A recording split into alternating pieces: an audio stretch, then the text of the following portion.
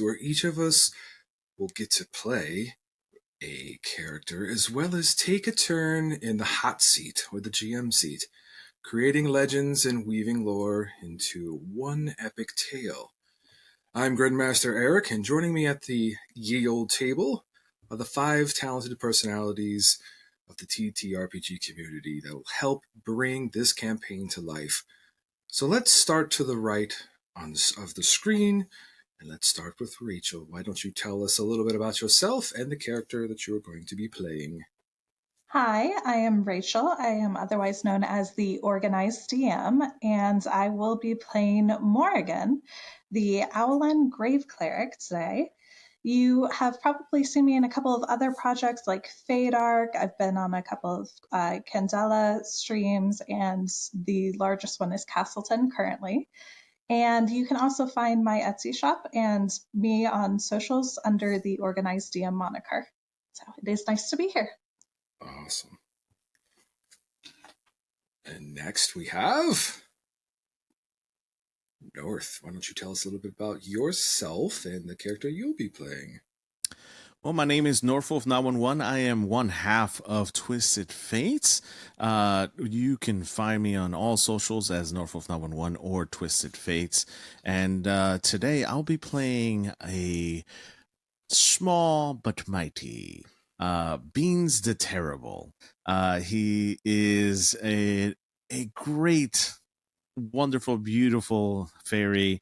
And you can find me pretty much almost everywhere on the internet because I'm everywhere on the internet. You can find me on Castleton currently. I run our own TTRPGs streams on Thursdays for Candela Obscura. We're currently wrapping up a fantastic chapter with chapter 1 and leading into chapter 2. We also have, you can find me on the Wounded Warriors project next week. Whenever this comes out, you might have passed it, but we'll be here. You can find me on the Wounded Warriors channel, Gen Con's channel. I'm pretty much a little bit of everywhere. So that's a little bit about me, but you can find mostly where I'm at and when I'm doing it on all my socials. Awesome. And next we have MrDanDyDM, Andy. Yo, yo, yo. Hello, beautiful nerds. I am MrDanDyDM. And I am the Dungeon Master for Our Flag Means Doom, Survivors of Ashkelon, and Shadows of Ashkelon on my channel. I'm also involved in a bunch of different TTRPG extravaganzas that you probably have seen, Castleton being one of them, and several different Candela streams. I'll also be GM'd by our lovely Janelle very soon for this TTRPG, which is backwards, it's kind of, I'll hold it here for a second. I promise you it says Salvage Union, which I'm really looking forward to coming up in August. But I am here to play the other half of a little bit of a sibling fairy concoction that North Wolf and I have come together for. I am playing Boulder the Terrible, and so it's going to be a little bit of Beans, a little bit of Boulder nice. Happening for the duration of this adventure. Awesome. I'm excited to be here, y'all.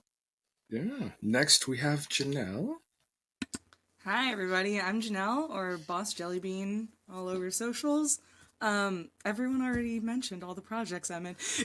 I'm the DM of Fade Dark Eclipse. I am in some of the Candela projects on the Twisted Fates channel. I'm also going to be DMing Salvage Union, and once again, also someone who is in Castleton. I am in it as a player, but I'm also in charge of the web team for it. Yeah. Awesome. So, just repeating everything everyone else said. We're all just a massive hype for you right now. That's right, hype. And today I'm going to be playing Onisa. She is a Goliath giant foundling, and a member of the tribe of the Totem Warrior. And she's a tall girl who thinks she's a short girl. Fighter barbarian. Aww. Very excited to dive into it. And last but certainly not least is Michael. Hey there, guys. I'm Michael. I'm one half of the Dadvantage, D&D podcast where we sort of do theory crafting and play one-shots and just get up to a lot of nonsense, me and my friend Andy. In fact, we've got a one-shot or a multi-shot coming up where we've theory crafted a bunch of Disney princess characters, and now we're going to play them. Yeah. So we'll see. In dark horror, who knows what's going to go on? But that's what's going on for me. I'm going to be playing Bamf Wagnerpuff. And Bamf is a air genasi, also a giant foundling, also fairly tall, but really doesn't think so much about the height thing. So it's going to be curious how we get up to nonsense. That's me and Bamf. So we have Bamf, Boulder, and Beans. I know it's I know. I'm not gonna mix that up Great. at all. It's gonna be totally No, fine. It's going to be great. You can also love call me it Hazy. so much. Hey, I Bamf also goes by Haze or Hazy. Okay. Okay. Now let me make sure I got these names straight. Out for my own personal. We have Yeah, good luck. we have Bamf, we have Beans, we have Boulder, we have, was it Odessa? Onisa. Oh, Nisa, sorry. Nisa. Nisa. It's a I'm fantasy gonna mess that name. up too. Very random. Guys, I just took letters and I smushed them together. And I was who like, is- this who it. is our It sounds Alkin? cool though. It works. Yeah. Rachel, what was yours? Morrigan. The normal What one. was that? The normal name. Morrigan. Lauren. There we go. The only normal name. Honestly, Okay. the way that I came up with my name was I went into the pantry. Was like, you know what? I want some beans today. Stop! We want some beans today too. Yeah. There we go. Honestly, that's a valid name generation I was method. just like, This is yeah, good. Yeah, so beans good. today. So why I'm gonna do not? that next time. Everybody's getting beans All today. right. Honestly, you get Tortellini. inspiration everywhere. All right. So this legend begins in a village called Balara, one of 4 villages in Settlers March that is located on the frozen northern continent of Jokull. Now, Balara is a peaceful fishing village that provides fish as trade with 3 other villages of the Settlers March. There's Alost, there's Fura, and Mork. The 5 of you have banded together and selected this task from a quest board inside a tavern in the port town, or a port town called Isoburn, several days west of Balara. Before we go any further, what shall we call this group of merry travelers that have taken this quest? Let's get our group name together. Gosh, put That's us a lot on of the pressure. spot this fast. So much pressure. That's the hardest Man, question. come on. Holy crap! You know, on the I- first date, I told you. That's a that's table. That's a lot. Look, this is day one. You are all I think this experienced is- game masters or dungeon masters. brothers Come already on. Yeah, we have know exactly their how much group nonsense naming takes. All right, here we go. Something to do with Um, small, because Yes, half of us are tiny, Rachel, and then and No, you think we we are are. also tiny to our families. yeah, so it has to be something with small. But that's all I got. That's all I got. So, small heroes. We could just be small. I mean, you know. That is kind of fun. What if It's gotta be spelled we weird. had Yes. okay, hear me out. What if our name was actually small, but it was S.M.O.L and it stood for something. Okay, I so love it. An acronym. Strong. An acronym. strong. Okay. Strong I don't know. Strong, Strong, mighty. mighty. Can we get 4 words that work? with strong, mighty, Mighty. What's an O one? original. Yeah. Loners? You know what? How about this? We all think we know what it means. We all disagree on what the letters stand for. I fucking But- love Yes. that. but Actually. I it's small. love It's that. small. That. But we You know can what? never agree Everybody- on what it stands for. Yes. Everybody tonight, just write out what it means to you in your heart, Yes. and then Oh, it's beautiful. next episode we'll go over That it. is perfect. I love Absolutely that. perfect. I love that. Yes. But let's all agree that the first 2 words are strong and mighty. But the Sure. last 2 Yeah. are never We the changed same. them. Never the Yes. same. Yeah. Into it. Perfect. Welcome to collaborative storytelling at its finest. Okay. You're muted. Andy, you're you're on muted. mute. You're muted. So we have 2 fairies, a Goliath and an Owlin, and then who? An air genasi. An Air Genasi. Okay.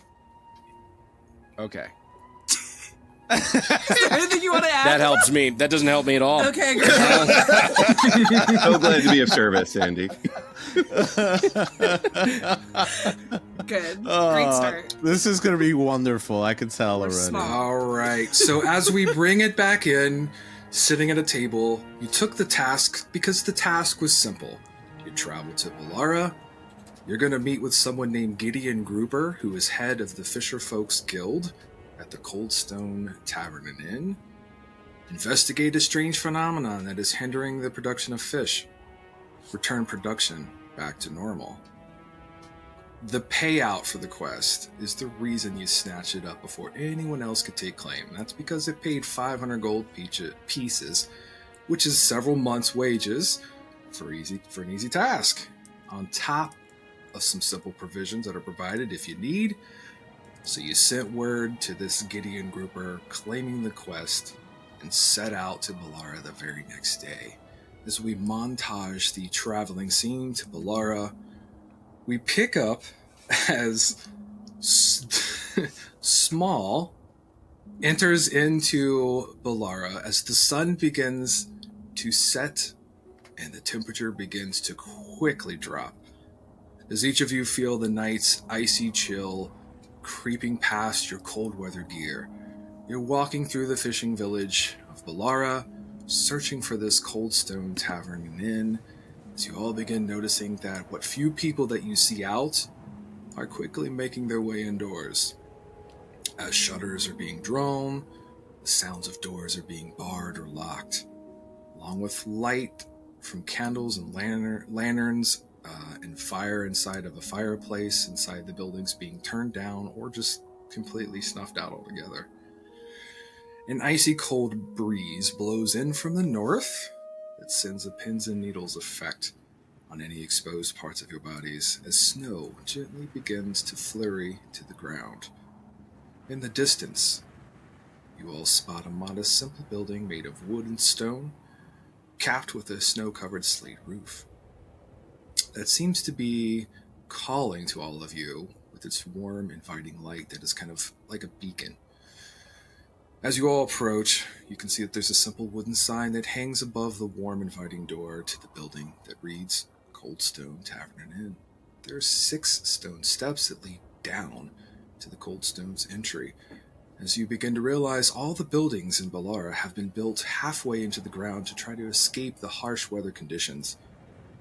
Opening the wooden door and stepping beyond the threshold, your senses are greeted with the comfort of heat that is radiating from a nearby fireplace, the smell of strong meads and ciders and ales that are filled in cups as well as that have been soaked into the tavern's woods. There's a large iron pot that hangs near the fireplace as a delicious soup or stew of some sort bubbles inside. Half a dozen folks are inside this tavern. Some of them are eating a warm meal, while others are drinking a strong drink. Behind the tavern's simple wooden bar, a tall Goliath female, lean yet chiseled, a thick head of silver hair that is pulled into a low ponytail with streaks of lavender worked throughout. Thick brows accentuate her soft-shaped, beautiful blue eyes that look to your party as a welcoming smile waves over her face. The silver piercings in her ears and nose glint in the tavern light, as you all notice her sleeveless low-cut tunic, soft blue in color, that is half tucked into her black breeches, ripped in strategic places to enhance her physique and allure as well as comfort. There's a sultry, smoky voice that flows from her lips of the welcoming smile that greets you all. Hello, travelers. Come in, warm yourselves by my hearth.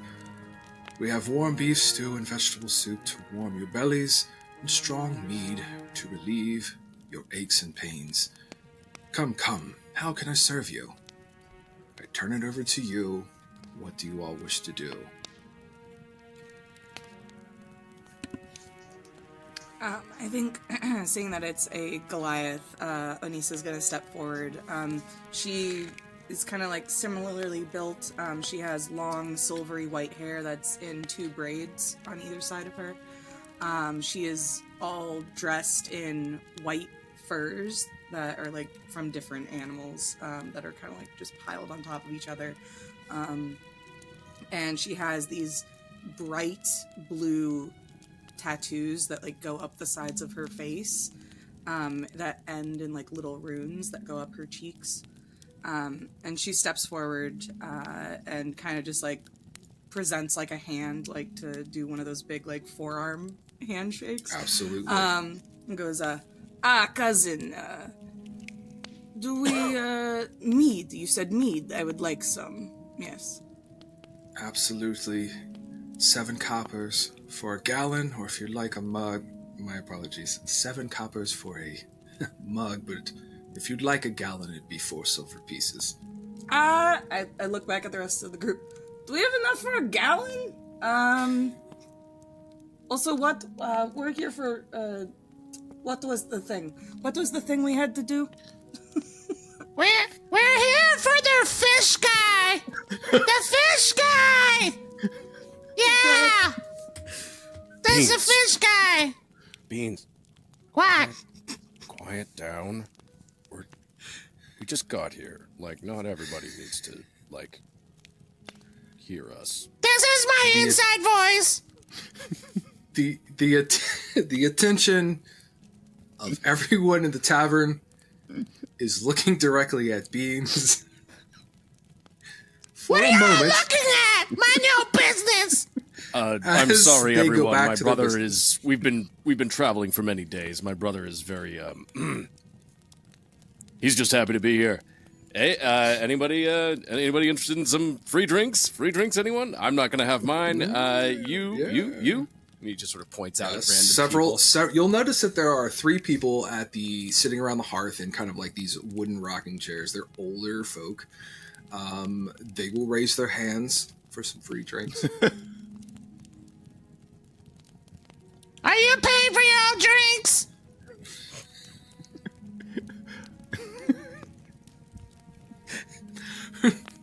I'm trying to stay in character, right? Stop making me laugh. No. You're making You're good. us laugh. You're making us laugh. The older We're professionals. It's fine. the older folk at the hearth look confused because they were offered free drinks. So they're like, no, we were offered. Okay. And they just go about their business. Bam steps up and he's You don't have to pay for it now.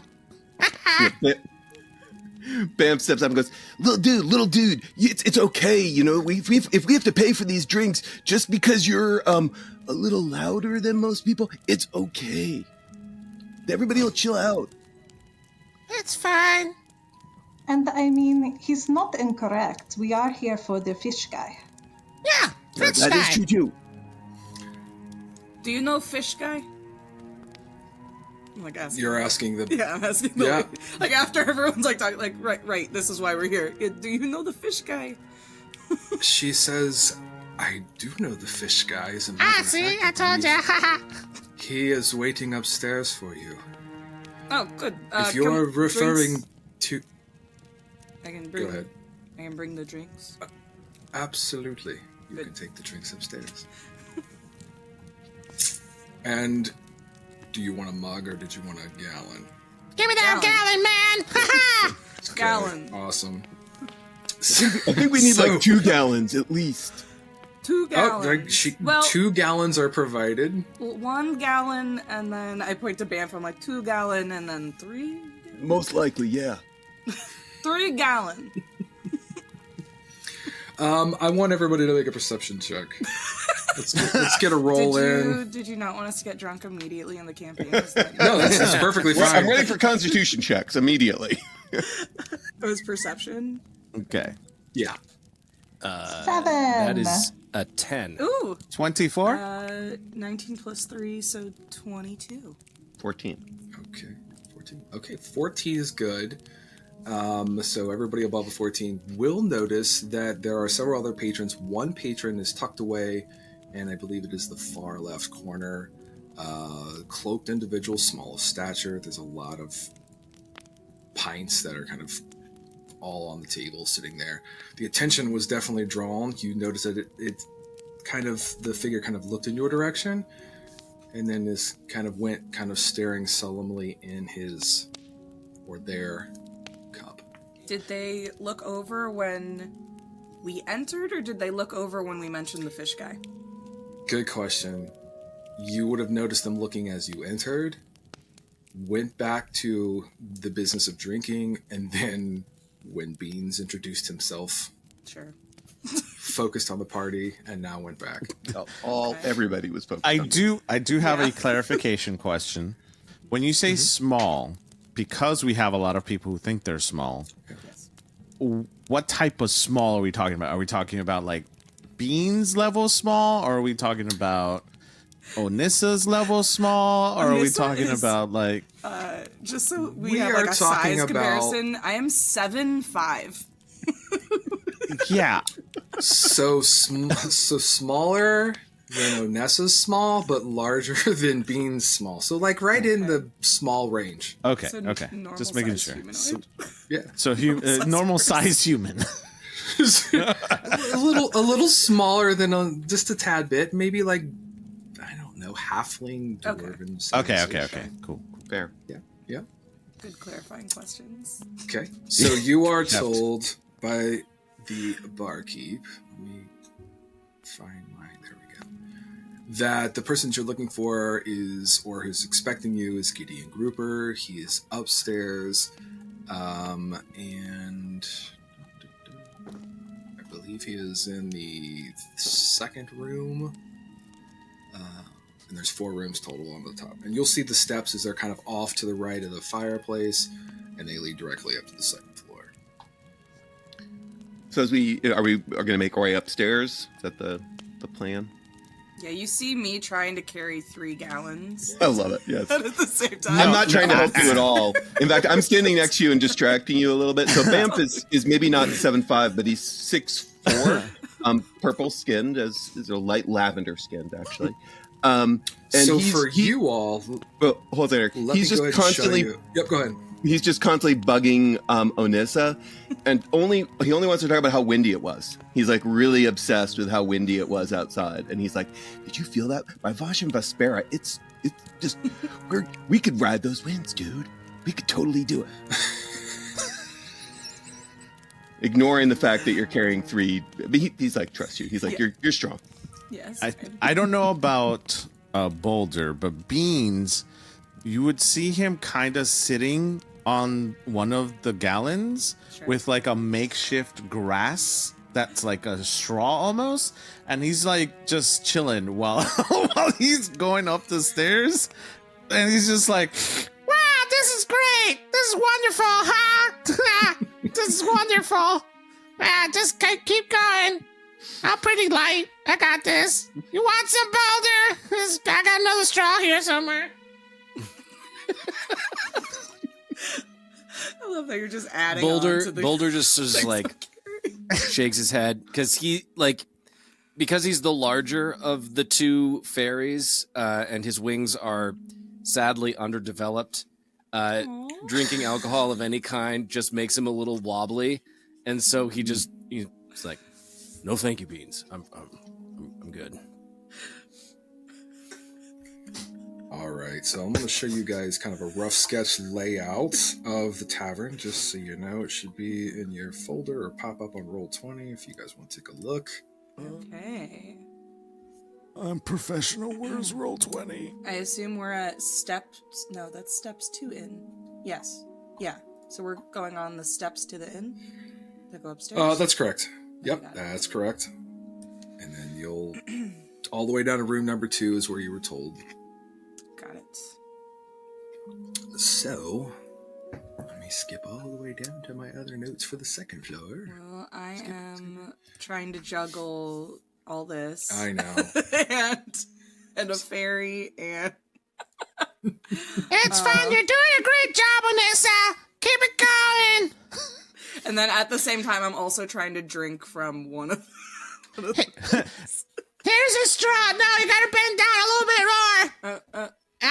You got it right there. Thank you, Beans. I like to think that Morrigan is complicating this even further by, as you're walking up these stairs, she just flutters up and lands on top of your head. And now you have this jet black Owlin just chilling on your head, having her head go in every direction, kind of keeping an eye on who's watching us go up the stairs. Loving this for me. This is going to be great. This is going to be great. So as you all climb those wooden stairs to the end portion of Coldstone Tavern Inn, you'll see before you a narrow hallway. There are dim lit candles that provide, enough lighting to navigate. You'll see there's 4 rooms. You look to your right and notice the first door that you see is the number 1. The first door to your left is number 3, and then you kind of easily navigate your way past those rooms and you find room number 2. Why don't you go ahead and I was going to say, why don't you go ahead and give me either an acrobatics or an athletics check to see if you can maintain the 3 gallons. It's going to be athletics. Nope, no pressure, Vanessa. You Oh got my this. gosh, guys. 8 plus 4. That's a 12. It's a 12. Can I provide guidance?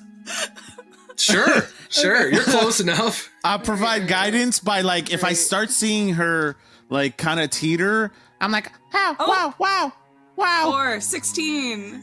Wow. So, like, I'm about to fall, and then you cast guidance, like, straighten up and kick the door. I'm just like, I see her kind of moving forward, so, like, I'll spread my wings and just, like, push her head back so, like, she doesn't fall forward. I'm like, no, So 16. those are the 3 gallons. I'll be behind. 16. Boulder will be behind so that when she overcompensates because of Beans is like pushing her head back, I'll just be like, oh. Oh, that's great. That's great. 16 is more than enough. Great. With all the extra help, you balance these 3 gallons, kicking the door. You will then all hear a sound of a simple wooden latch unlocking the door. As it opens to reveal a well-lit room with 2 single beds, small table and chair to the left of the door host what looks like an empty set of dishware from an evening meal. And standing before you is Gideon Grouper. Gideon is a human person of average height, about 5'10", dressed in fashionable, climate-appropriate clothing. They have shoulder-length hair. It's dirty blonde, a wide-set blue eyes, with well-kempt brows, arched very high, with a small golden hoop ring in the left brow. Their straight nose rests close to their heart-shaped lips, as a sole patch of dirty blonde hair rests just beneath the lower lip.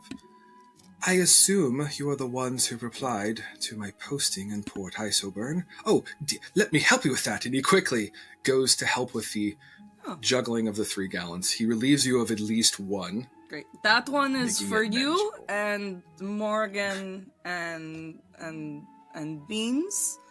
These are for us. And I hand one to Bamf. And then I just walk into the room. Bam finally realizes come in, that she's come not in. helping at all, and he's like, Do we need to ask for a passive perception check? Because I think Beans would try to see if there's more than 1 plate set at the table. I think it's pretty easy. You wouldn't really... You're passive. If it's higher than, let's say, a 10, Yeah, it's a 16. yeah, easy enough. It is 1 set of plates, but there are several courses. So it was more of a proper meal. Got it. So once everyone is entered in, Gideon is going to go to the door. He's going to close and secure the door, and he stands and he looks and tell the audience what Gideon sees, and let's start with Beans. Oh, crap. I feel like we should apologize to the audience just real quick. I'm not. No. You knew what you signed up for when you heard Beans the Terrible. So, Beans the Terrible is a small but very vibrant and colorful looking fairy. When you look at their wings, it's very much, it looks like a kaleidoscope, kind of. So when you look at it, it shifts in different colors depending on like where you look. So like depending on like how you look at Beans and where you look at Beans, his wings are very vibrant in color, and like there's a lot of blending of hues of blue, green, purple, and pink throughout of it. Beans is not very tall. He's a fairy, so think Tinkerbell almost, but a little bit taller. And he's very delicate and ethereal looking. He's got a very nice looking piece of armor on, which was passed down from, I would say, family. And he probably took it without his family's permission. So he probably has a family suit of armor on that looks very adventuresque. It's got covered with leaves because Beans is a druid. So he's got some leaves, and he's got the druidic symbol like in the middle. And you can definitely see that his eyes are I forget what the proper terminology is, but they're different colors. So one is Heterochromia. There you go. Thank you.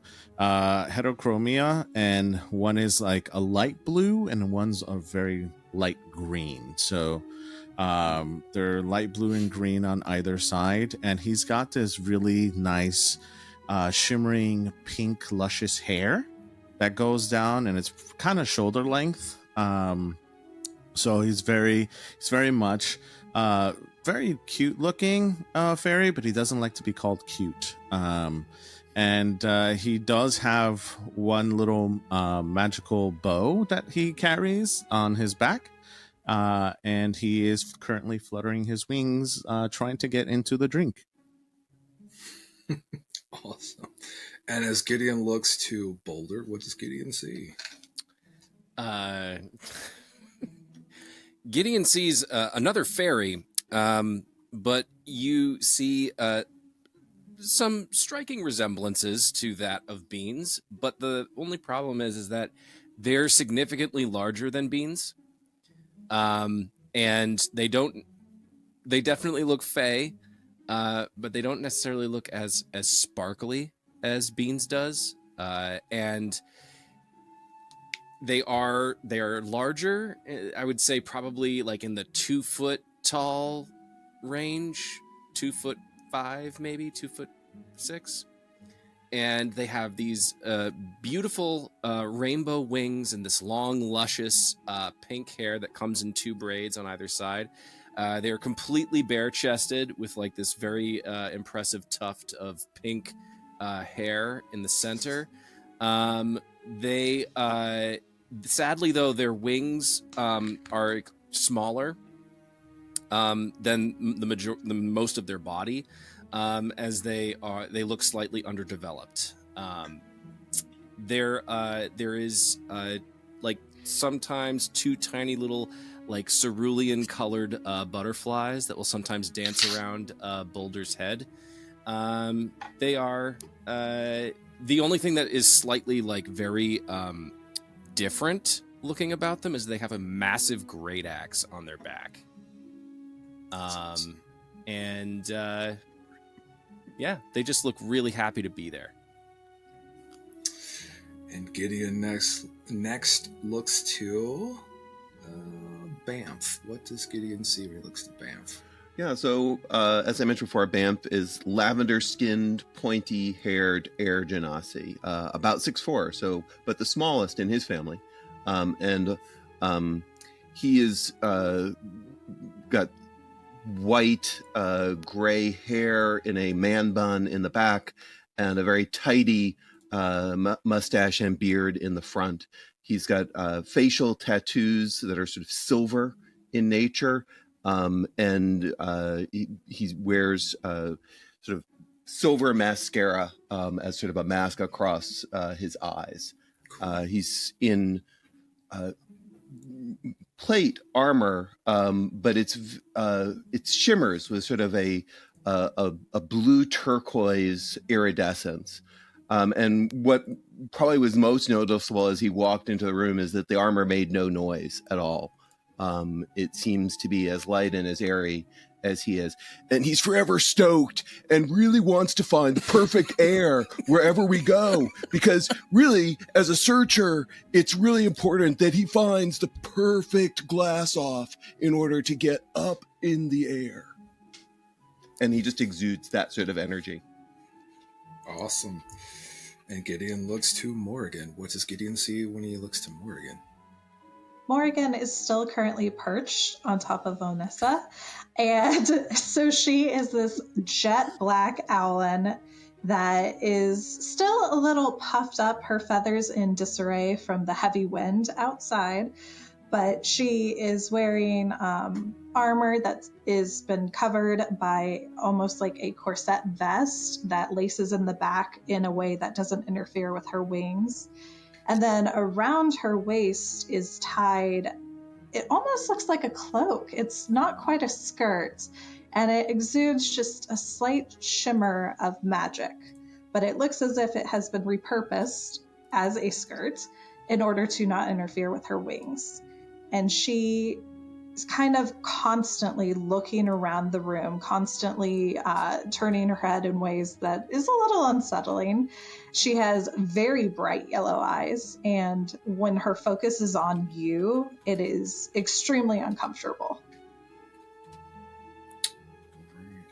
And Gideon looks over to Onissa. What does Gideon see? So as I described before, she has like all these furs on her, the white silvery braids in the front, and these like runic tattoos going up the sides of her face. Very striking white, like with a tinge of blue in the middle eyes. And she's gonna like go over to an area where she can shrug off all her furs, just throw them on the ground.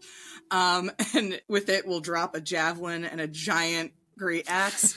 And then she like, so underneath it, she has like this, kind of like ripped up, dark blue, like crop top ensemble. And then these like kind of torn up pants. She doesn't really have to worry about the cold too much because she is resistant to cold as a Goliath. She looks like she just came from the gym. Yeah, just totally. Just swole, just all day.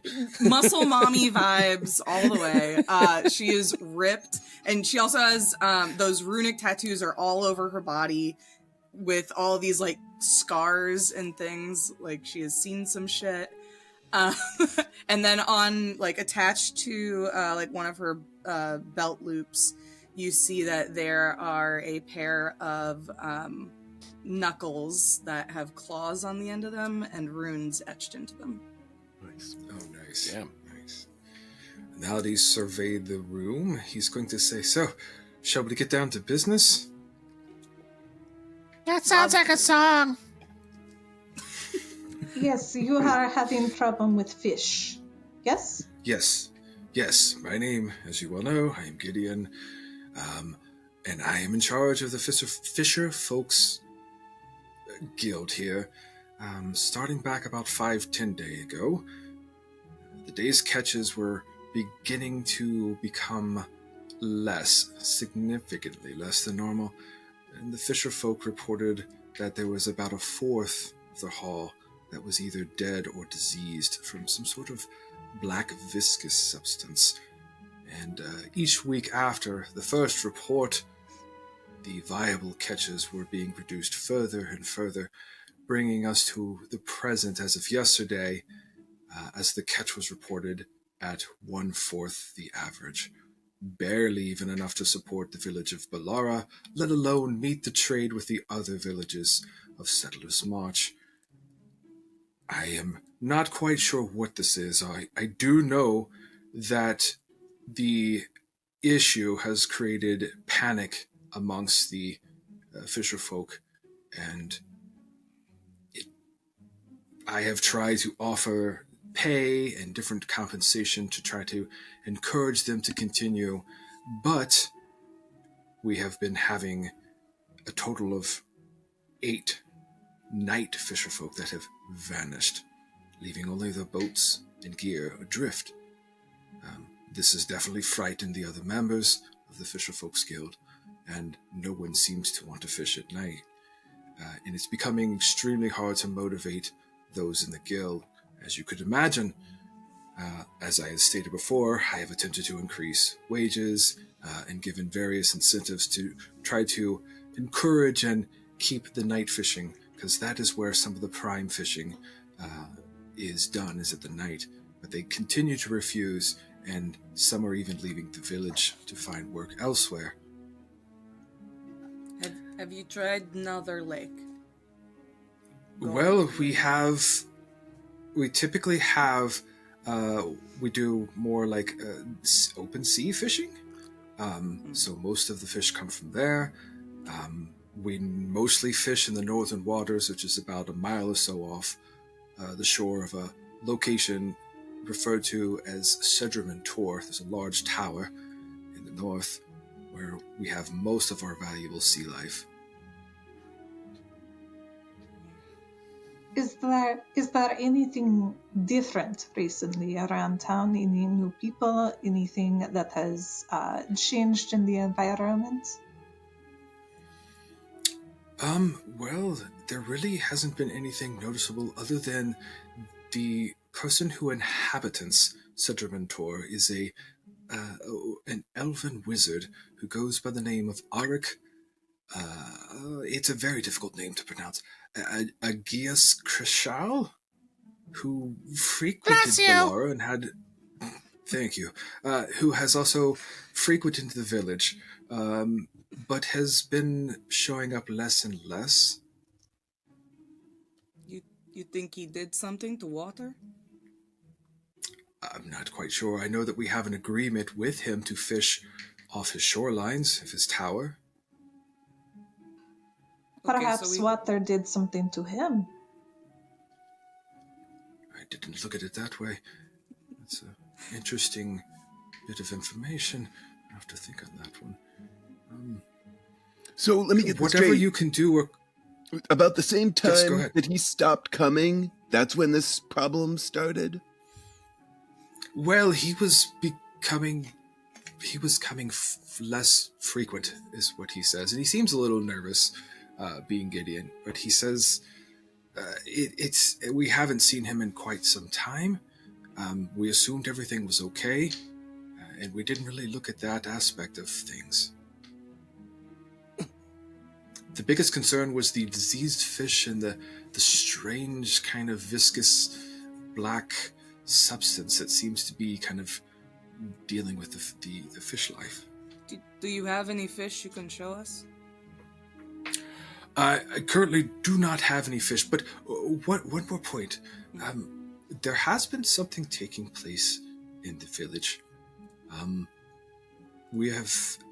No one has clearly seen what is causing the disappearances, but we believe that there is something strange that has made its way into the village that may have caused the disappearance of the night fisherfolk. What made its way in? What do you mean?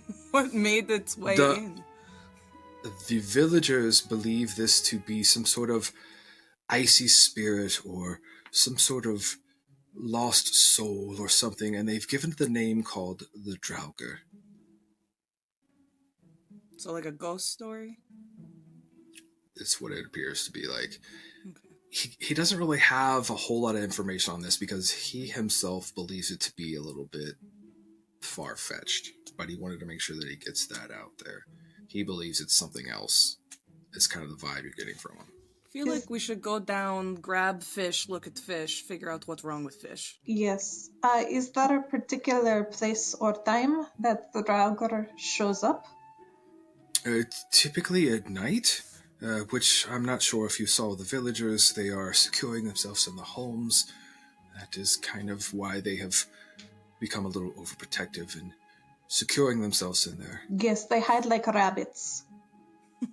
That is, yes, very astute. Why are you looking at me, Morgan? I mean, don't worry about it. It's fine. Morgan eats beans by the end of this campaign. Absolutely. So what he can tell you is that there is one person that is actually fishing at night. He's kind of paid them enough to kind of go out and do some night fishing. They should return by morning's light, and he'll make sure they will probably bring in a fish that you can examine at first light. And he gives you a location that's probably, I don't know, 1/8 of a mile away from where the inn is or less, just on the north side of this, or the east side, sorry, of the village. Have we been like traveling all day, so we would be tired or something, or are we energized? Yeah, it's definitely night. You've been kind of traveling all day, battling the elements and different things. Question is, when we were walking in, you mentioned that it comes in at night.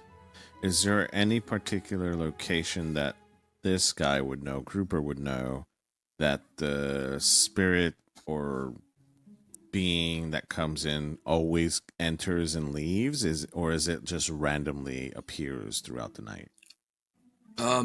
The best he can tell you is he feels that it comes in from the kind of the water inlet, so from the north, and it would kind of make its way kind of entering in the eastern side of the village, because most of the missing people have been taking place around where the fisherfolk guild are kind of hoveled at or homed at.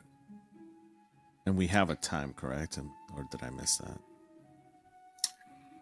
The time frame to complete it, there was no time frame. I apologize. I mean, do we have a time frame that the ghosts would appear? Nights. Typically in the nights. So there's no time frame. We still don't know that.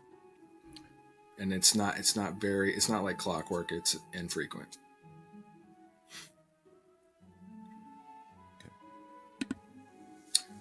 Okay. If you have any more questions, the room has been paid for several nights. It is yours at your disposal. Are you staying here too? No, I have a place in the village I will go to. That's I have he hands over what looks like a slip of parchment. This is 800 gold pieces, kind of like a credit or a voucher that's good for supplies and things if you need them inside the village. Obviously, he'll say that the shops are not open currently, but in the morning, if there's something that you feel like you need, you're more than welcome to use this voucher to kind of help you on your way.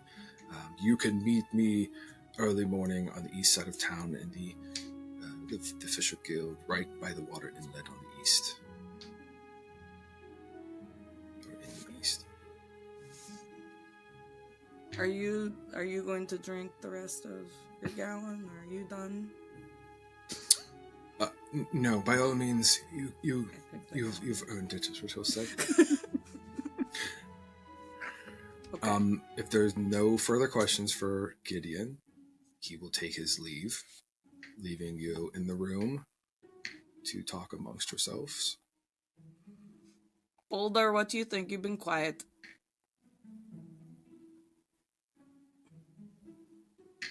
You're muted. Muted.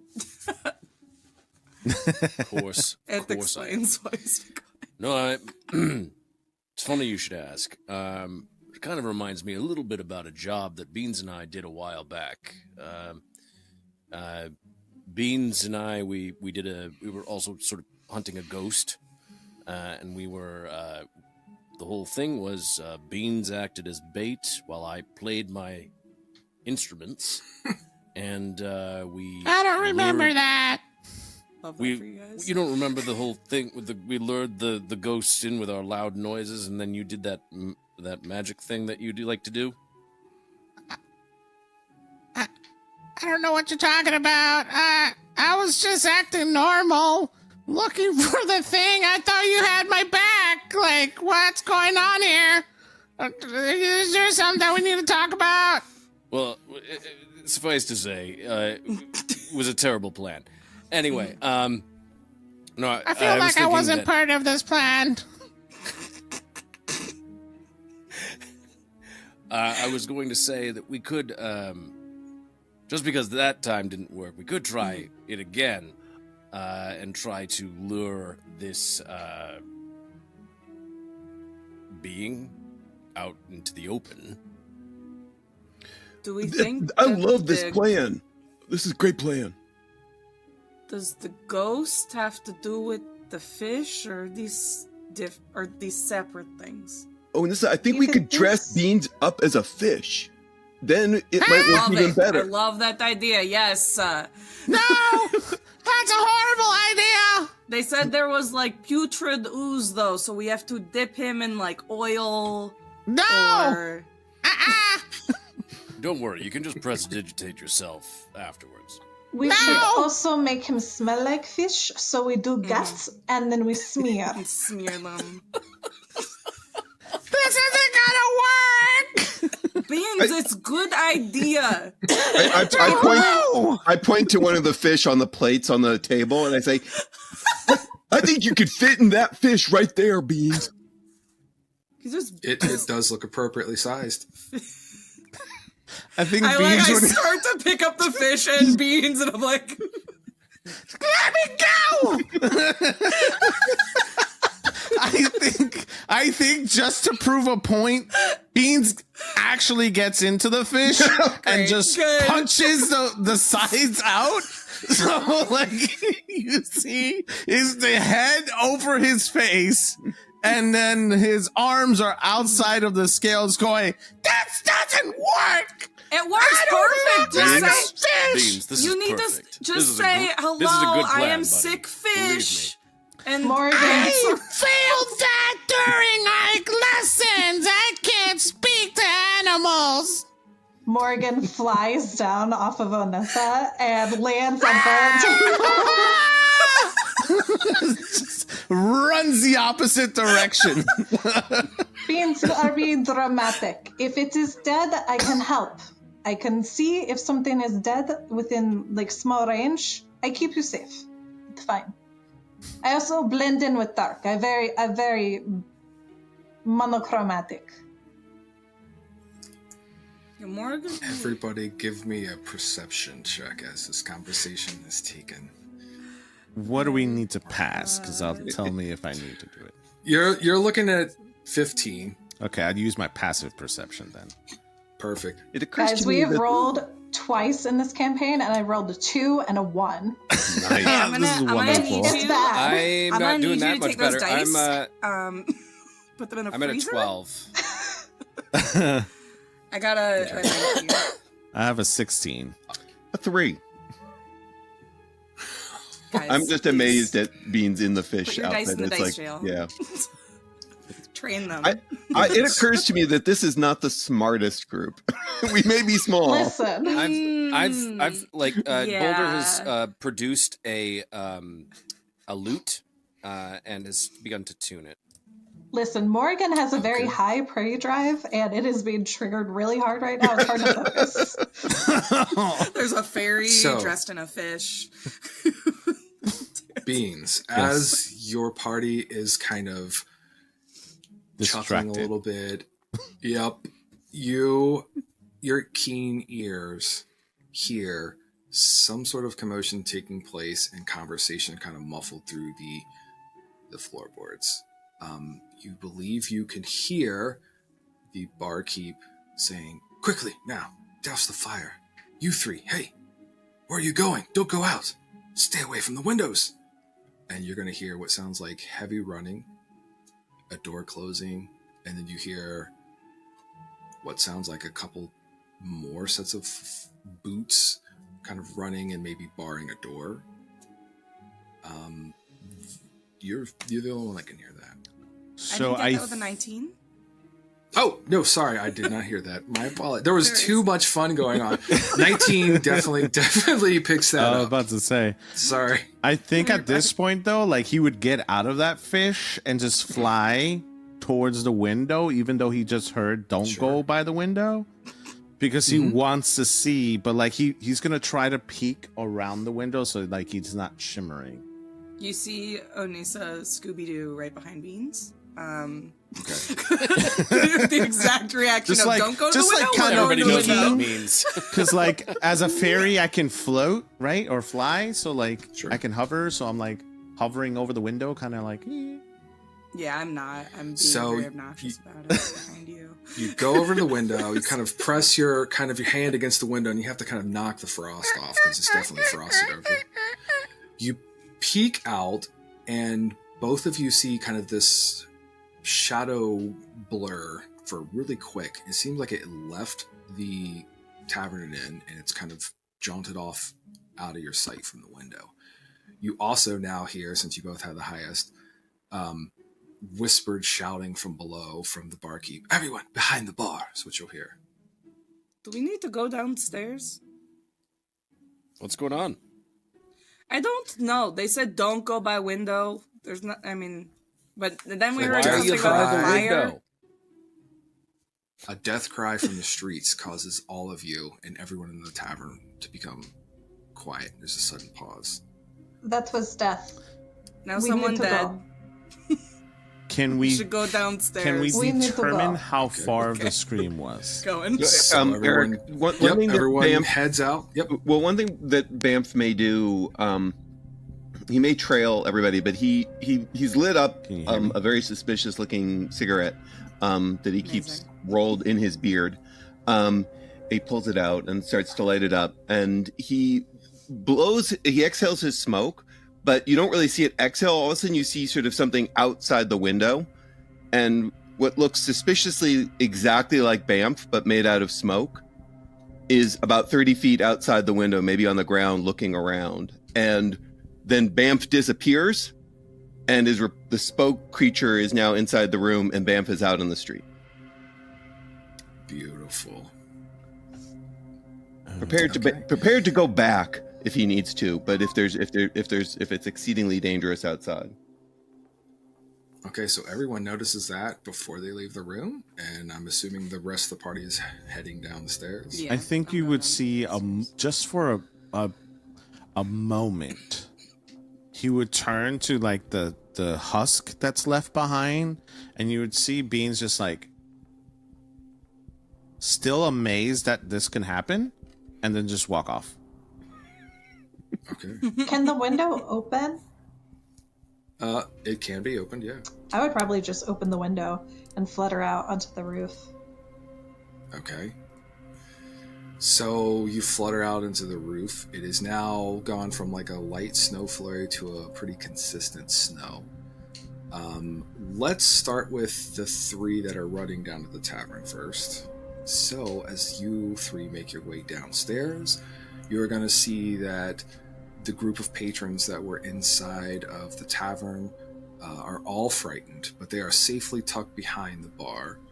The barkeep has reached beneath the bar. She's pulled out a loaded but well-worn heavy crossbow as she points it towards the entrance. Her figure lays very tight on the trigger as she kind of kneels, taking like an aim and a little bit of cover.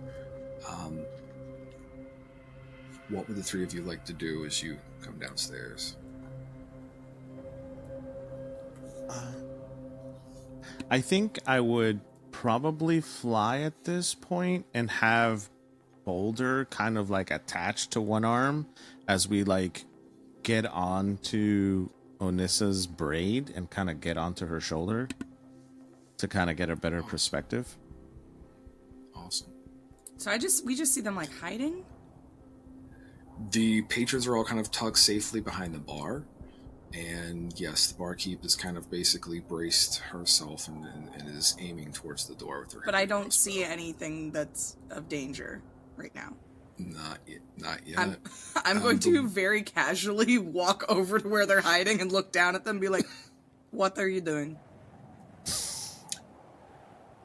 I believe we had seen one of the Draugr outside the window.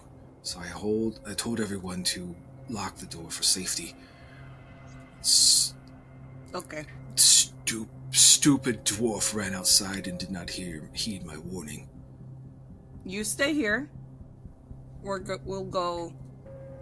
Just stay here. And he's just gonna turn around and head towards the door and just like. Sure. You said it's locked? Yeah, they threw like a wooden brace across it. Great, I'm gonna rip that off. Sure.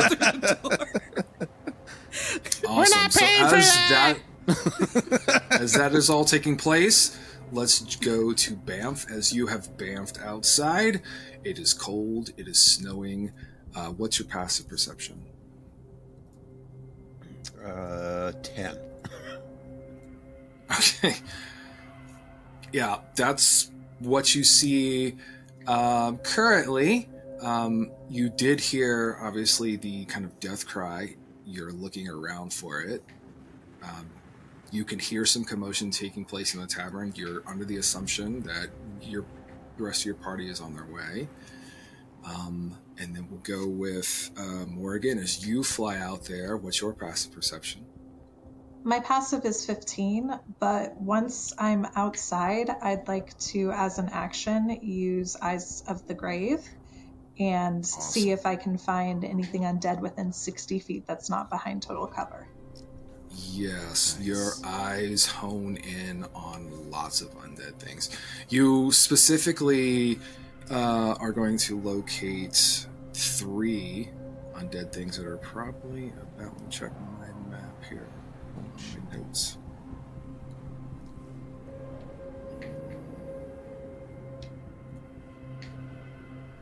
Three undead things that are probably about 35 feet from the tavern inn, and you can literally see 2 kind of haunting figures that are kind of looking around. Their eyes are kind of this crazy bluish green glow. They look to be wearing like commoners' clothing or even fishermen's clothing. The third one you see is kind of like on all fours over top of what you suspect to be the death scream. And you get a sense that there is 2 more of these undead creatures that are around the tavern inn somewhere. Probably like around the backside-ish, coming around to the front. So what I'm going to do, since we kind of are getting there, is I'm going to go ahead and change over to a map on roll 20. Alright, so, Morgan, because you have cast, was it the Eyes from the Grave, correct? You got the best kind of visualization of this, mm-hmm. And then they also have a sense as if they've been sensed, if that makes sense. Okay. Yes. So that's going to draw their attention. It's going to draw their attention, which is going to give us an initiative. Okay. Oh, first initiative. Here we go. Oh, shit! Oof, bad. 5. Hold on, I gotta roll. Ugh, that's terrible. That was my worst roll. That's a 19. Shit. You just need to make sure that I do things that don't require me to roll the dice, because that was a 7. So you're going up. You're going up. It's really fine. need you to put those dice in the freezer. I'm gonna just. By your 5th roll, I you'll know have you have more dice. Also, I have so many. I dice, know you have so. but Go get another set of dice. I only have 3 sets.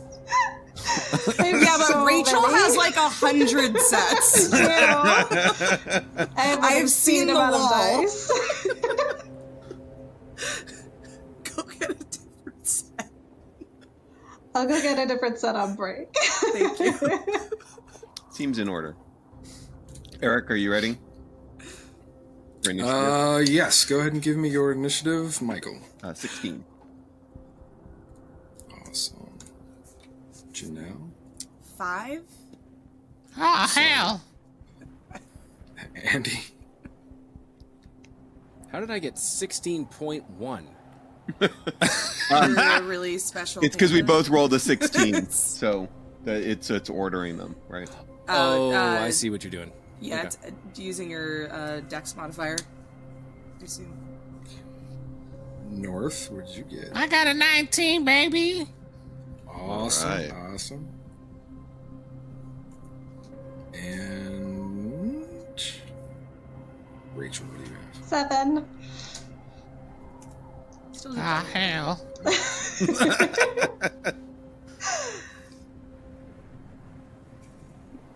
Okay. So, North, or my apologies, Beans, Yes. you're up first. Okay. My question is, Morrigan has already found out that these are undead. I'm assuming we haven't found that out yet. Not yet. Okay. To be fair, we think it's a ghost. Right. That's We've been calling true it too. that this Yes. whole time. So Okay, that's fair. but we don't know. We can't see them. Well, let me fix that. You guys can't see them. I can see them. Morgan can see them.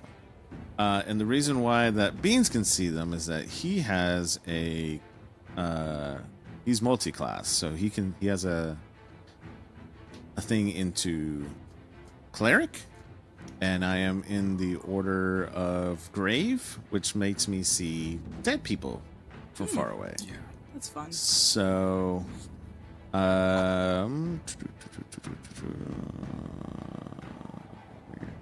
so I explained that correctly. Eyes of the Grave, yeah. As an action, you know the location of any undead within 60 feet of you that isn't behind total cover and that isn't protected from divination magic until the end of your next turn. You can use this feature 4 times per long rest. So, I don't think Beans would actually use that yet. I think Beans would just be like freezing his ass off. However,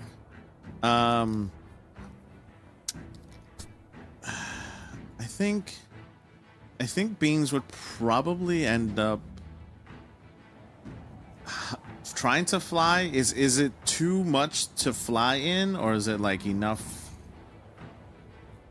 I think you could probably fly in it. The wind and the snow are not that bad. You Okay. could definitely.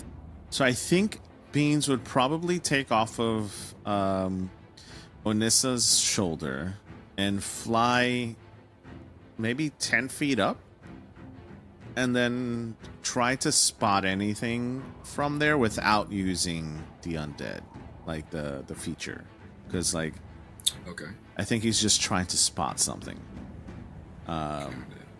So could he see anything from his point of view 10 feet up? Let's see, 10 feet from there. Yeah, so are they invisible? Yeah. They're not invisible. Oh, okay, okay. They are physical. Okay, so that's They yeah. can physically be he's seen. probably looking Yep. for something that he can physically see. I'll tell you what. If you want to go ahead and give me a perception, Sure. because of all the things, we'll see. Sure. What you can. I mean, my passive perception is 16, so Let's roll the perception. okay. That's an 18. That's awesome. So I'm going to say that you go maybe a little bit above 10. Okay. But you are going to pick up enough to see that there is 1, possibly 2, which Oh, Morgan would also on have the side. sensed on the side. Okay, so I That are kind of still making their way to the front. have 15 feet of movement. So I'd probably each square is 5 feet. Correct. Okay, so then I would probably go about here.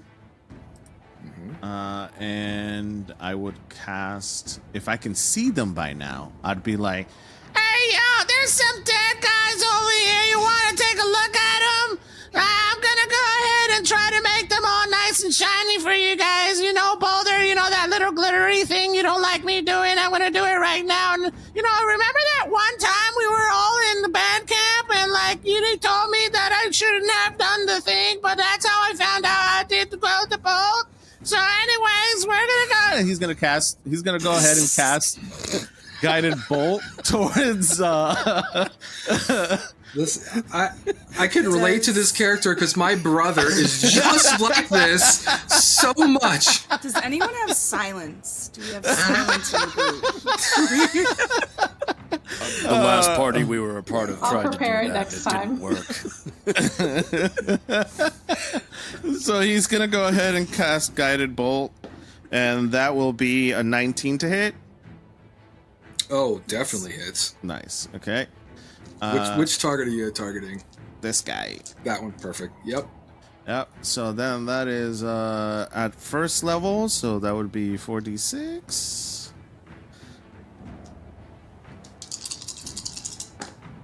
And that will be 5, 10, 15, 18. Oh, that's good. Oy. So it definitely reacts to it when you hit it. You can tell that it does not like it. And I'm going to say, what does your guiding bolt look like? So Give us a description of what it guiding looks like. bolt. Ah, shit. Okay. You could tell me no. I just remembered I could do this, but I wanted to go into starry form because he is Circle of the Stars, and he would become starry form before this happened. Oh, absolutely. Okay.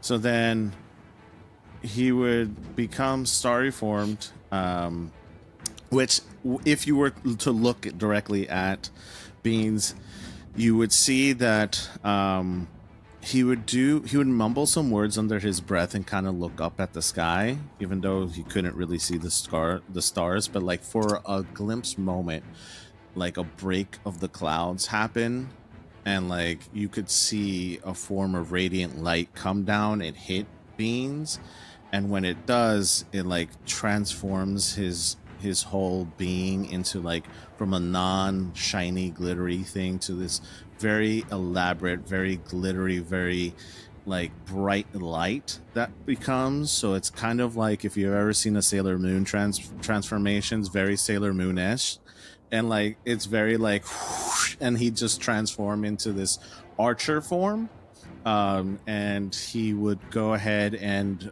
pull back the bow, even though it technically is guided bolt, but it would be like a bow, so he would just pull it back and just let it fly, and you'll watch this arch of light come out from his bow and hit this undead being, which then would get like blasted by this radiant light. But what you don't see is like there's a lot of glitter in this, so like it just gets on him, and there's glitter everywhere, giving the next person that hits this being advantage because you can see like all of the brightness that comes from it. That's amazing. When that bright light happens, everyone will be able to notice that it seemingly affects the one the creature that is adjacent to it, and it's going to take an additional 1 point of damage just from that radiant energy, which would be this one here. The guiding bolt did its damage, true, but it's a pretty hardy beast. Is there anything else you'd like to do, Beans? Yeah, I want to activate the sorry, this is the first time I'm playing this. The archer, I guess, bonus action, which is on activation as a bonus action, you can make a ranged spell attack, dealing another 1d8 plus 4 radiant damage. Nice. So do you want me to roll for that, or do you want me to? Yeah, go ahead and roll for it. And that will be 6, so 20. Wow, nice. So Okay, that would be that 14 plus 6 is 20. So I do a 1d8 plus 4. That's 6 plus 4, so 10 additional damage. Awesome. Wow. It's definitely effective. I'm and small but because it was mighty, bitch! that was also radiant damage, you said? Radiant damage, yes. Yeah, that's going to go ahead and splash onto that other one. Let's see if I can get my token straight here. So he actually takes a couple of points because of the cool radiant damage. Okay, cool. And then he'll probably, after he hits them, he'll signal over, because Boulder and beings, they fought a lot. So he'd probably kind of whistle towards his brother and just kind of signal over to the really shiny object in the other side and be like, There's more than one, I think. I can't really make sure, but I think there's more than one over there. And one over there. and he's just kind of twirling in the air and going, I'm really pretty.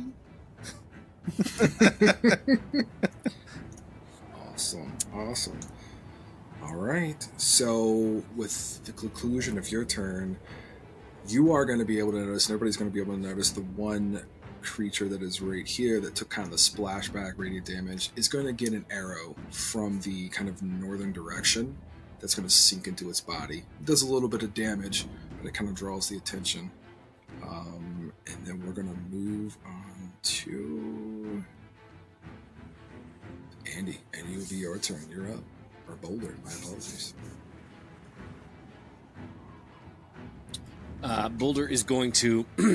How far? What are the feet increments with these? 5 feet per square. 5 feet per square. So, Yes, sir. 1, 2, 3, 4, 5, 6. I can get to about there. And I am going to, as part of my just Fey awesomeness, those two beings, they're within like a 20-foot cube, correct? Oh, absolutely. Okay.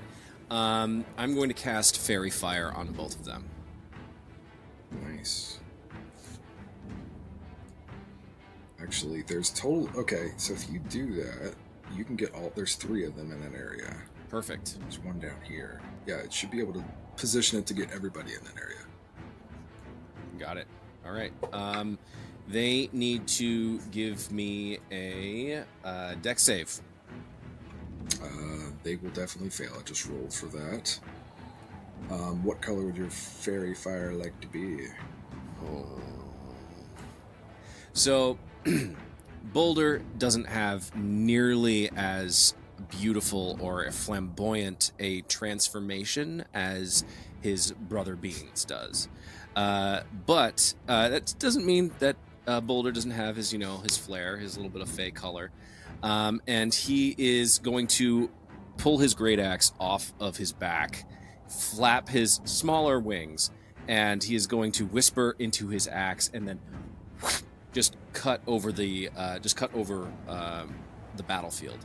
And he is going to all of the people within the 20-foot cube are suddenly glowing this almost, how when you're looking at an oil slick and you can sort of see like all these different rainbow colors in it when the sunlight hits it? Yeah.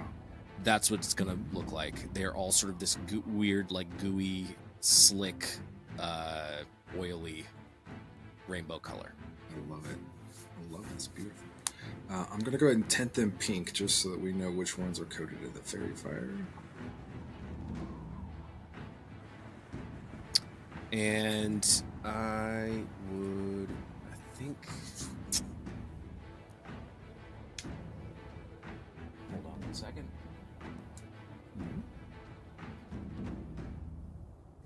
Yeah, that'll be it for me. It doesn't make sense for me to rage because I'm not able to attack anything just yet. But Okay. That brings us to Banff. All right. Are we... Well, I guess it really doesn't matter if they're fairy fired. But point of order, Eric. Flanking, yes, no, for the purpose of this campaign? Yeah. Yeah. Definitely flanking. Banff is just going to rush forward now that he has noticed these creatures. And he's going to use his bonus action. You'll see him sort of inhale the cigarette that he has, this strange-looking cigarette that he has. If you were up in the room, Hayes would have disappeared. And as a bonus action, Hayes sort of, again, just forms out of smoke as Banff exhales from his cigarette. And it forms, Hayes forms behind this what does he see? What does this creature look like as he closes in on it? It's a great question. So what you see is a very pale, cold-looking fisherfolk. Features are sunken. Eyes have this kind of greenish yellow glow to him. It's a very like an icy kind of stare or glare. When it goes to like open its mouth, a little bit of like seawater. It looks like it will just kind of like come out of its mouth. Yeah, that's kind of what you're doing. All right. Well, as Bamf has rushed forward, he's unslung a shield from his back and drawn out his very long, sort of saber-like longsword, and he'll whisper, "The spare have you," as he rushes in to slam down on top of this poor fisher folk. Take a huge swipe at them. Rolling, not great, but a 15 to hit. All 15 hits. Doing 11 points of damage. Awesome. And that is So when that is the totality of his action for the moment. So when you damage or cut into or attack this creature, it does leave a mark to where now you see a little bit of this kind of viscous black kind of ichor kind of pouring out. Hey dudes, they're definitely not alive. Huh? What do you mean? I think they're dead. Yeah.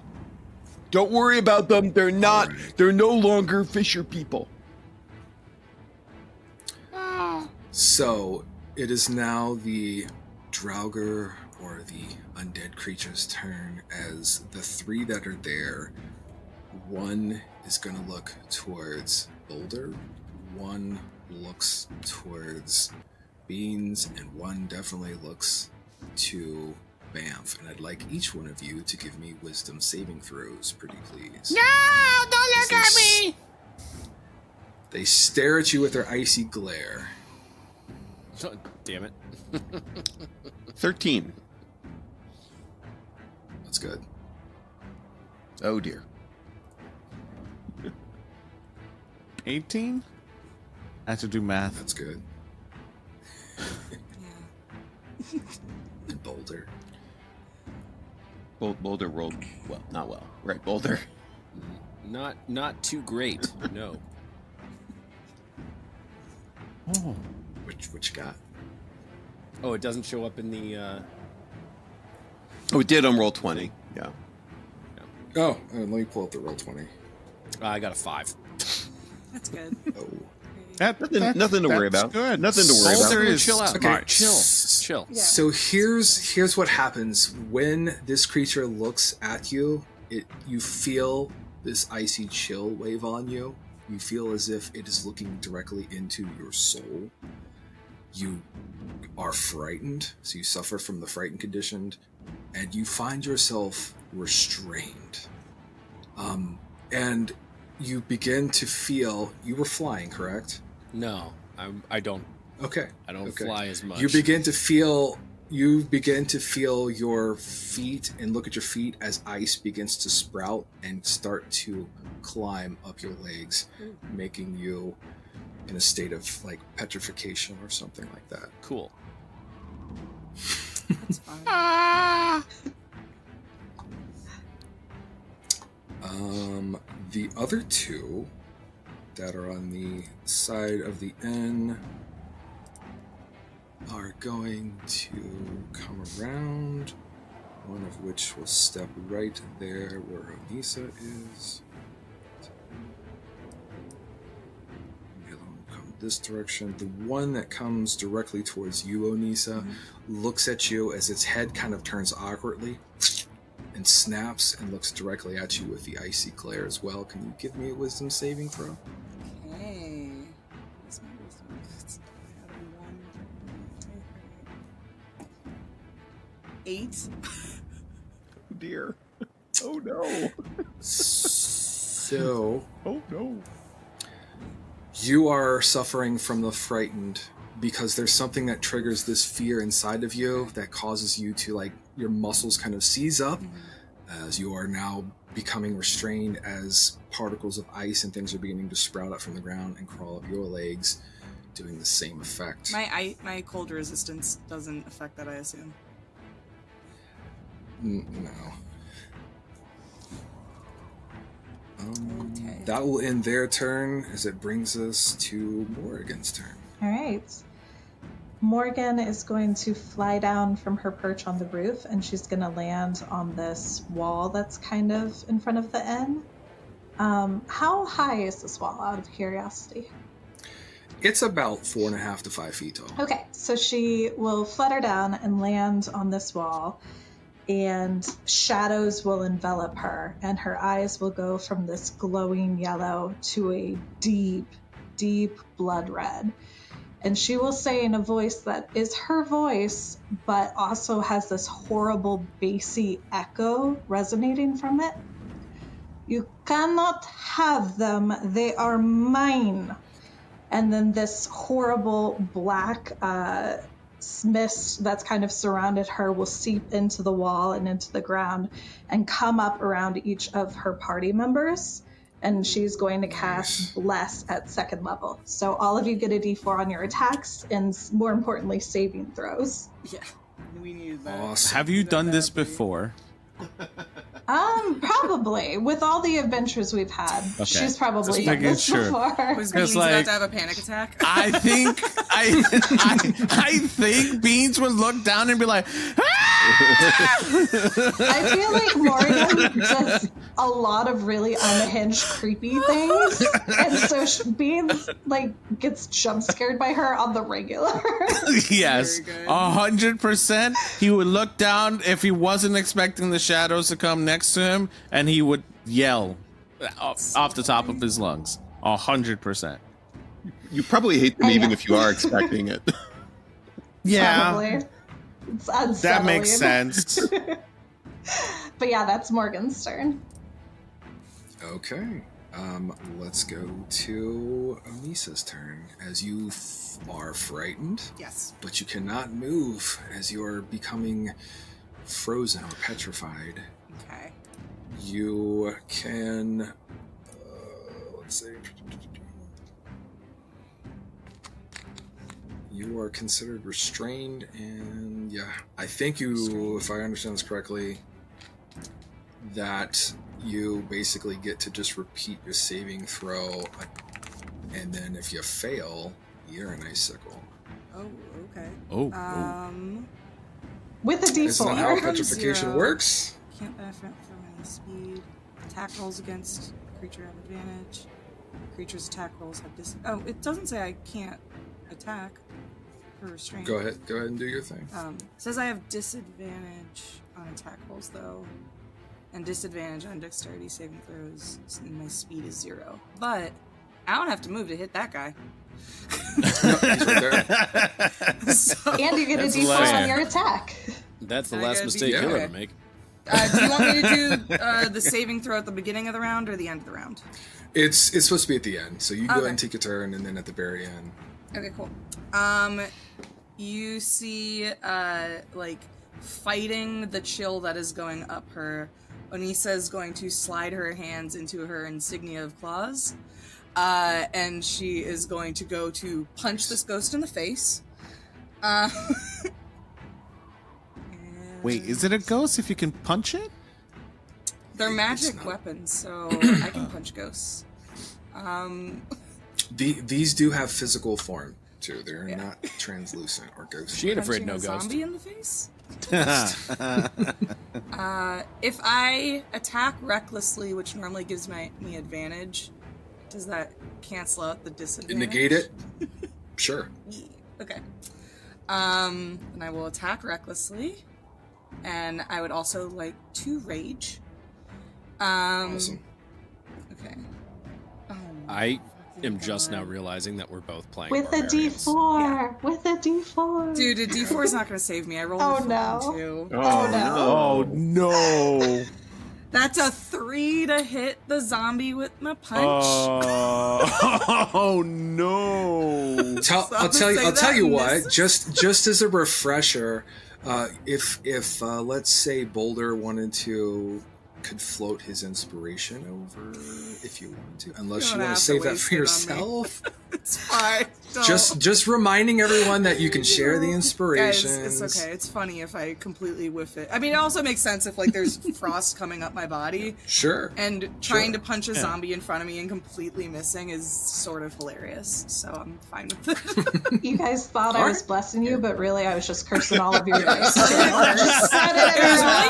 You passed on your dice curse. Oh no! Bang. This is going away. Fully convinced that this is not helping. All right. This is great. But I can at least make my my saving throw at the end. So hopefully this will be good. Oh. Yes. Nope. That's bad. Okay. I thought it was nat 20. It is not. It's a 5 plus 3, so that's an 8. Is there a bless with that too? Was with the plus. It's Oh, an 8 with the plus. Okay, guys, all my dice are failing me. They're abandoning me, and I need new dice. It's okay. We have 2 other. So as you get enraged and you throw those fists of fury, you succumb to the ice that kind of goes from your midsection to your chest, and then right over top of you, kind of freezing you in an appropriate position for an enraged barbarian. Fun.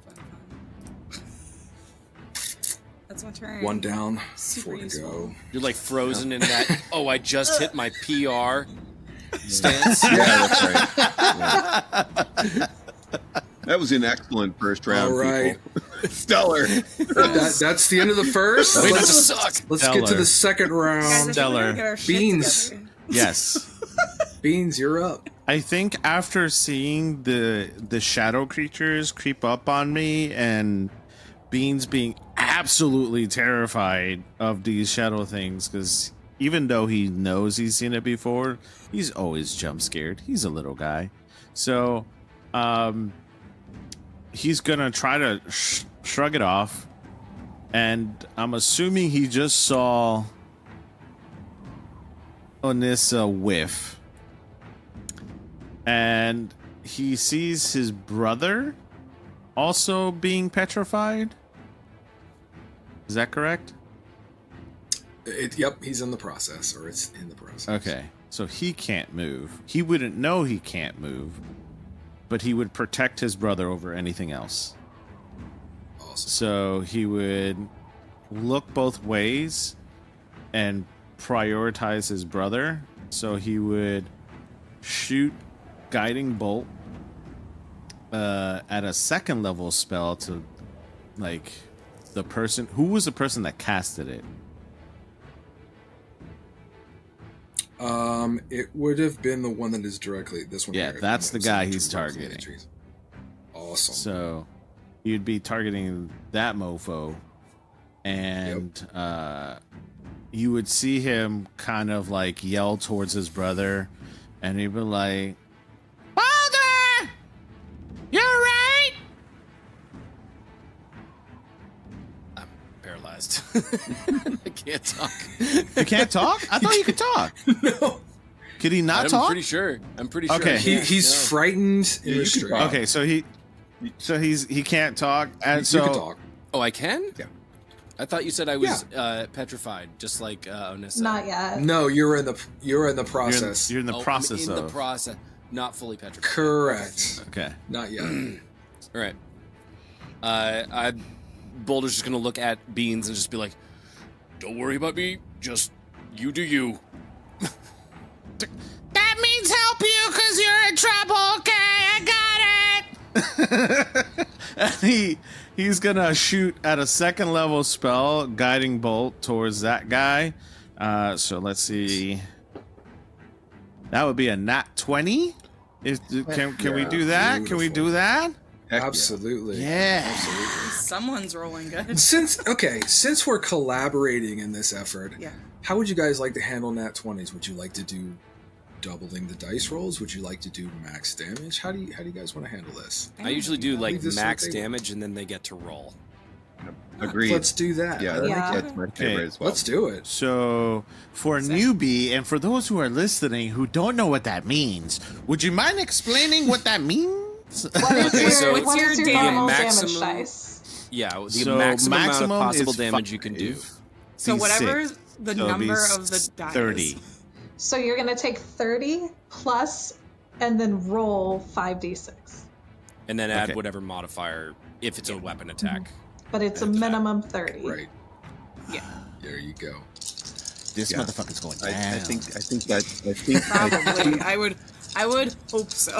I think this is Bean's party, and we all are just enjoying it. Yeah. Okay, so that's 6 plus 4 plus 4 plus 3 plus 2. What's that?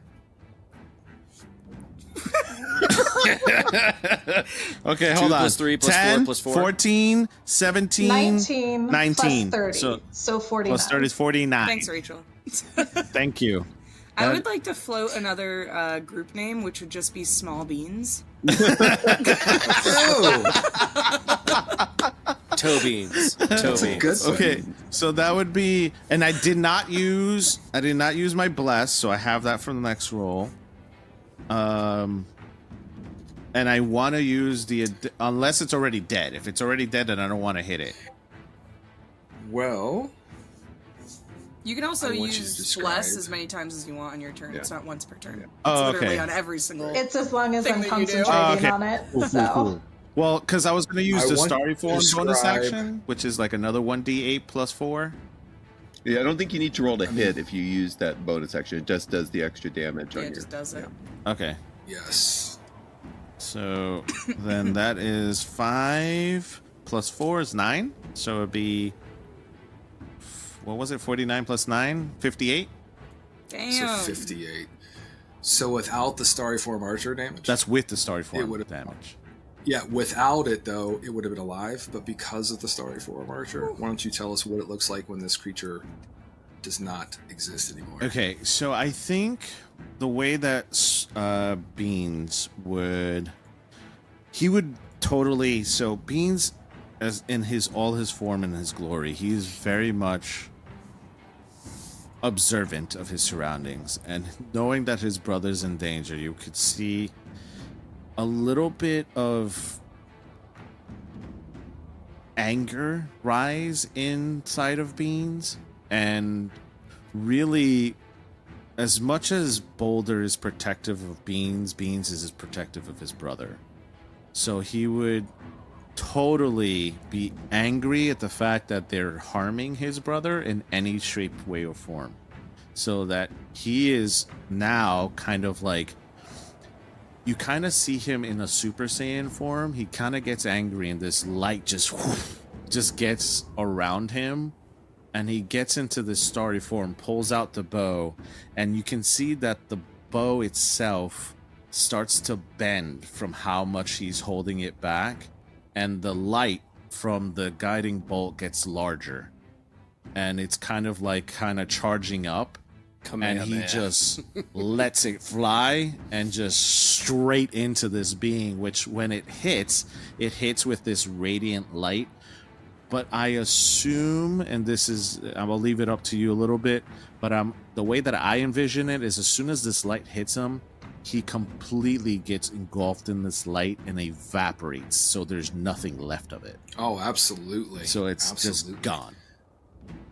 As this evaporates, the light, as it begins to pull itself apart and evaporate, you're noticing there's this kind of dark, viscous kind of liquid that almost seems to be combating against the kind of radiant energy before it is just gone. Just that split second, you can see that there's whatever it is, or whatever that consistent stuff is, this black ichor, it's just, they're fighting against each other, warring against each other, and then it's gone.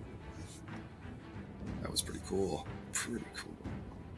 But I think at this point I'll use the rest of my movement to rush over to Boulder and check on him and make sure that he's okay. Okay. So he would fly over to Boulder. Is he still petrified? Or like in the process of being He, petrified? like, yeah, you're watching the ice crystals and the ice formations kind of crawling up like his thighs and things, and he might be getting, cold. He's probably not frightened because the source of his fear has been dealt with. And you would definitely hear a conversation whisper like, and I'll leave it to the imagination, but it would go.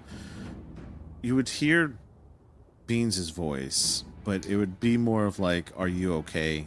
and checking up on him, really like in a very concerned manner, and he would wait for Boulder's response. Okay. So that is going to move us on. And Beans, you were right. You do, for that Starry Farm apologies, you do roll to hit on that one. Okay. Yeah, you do roll. Yeah. I thought it was an additional, but it's its own spell.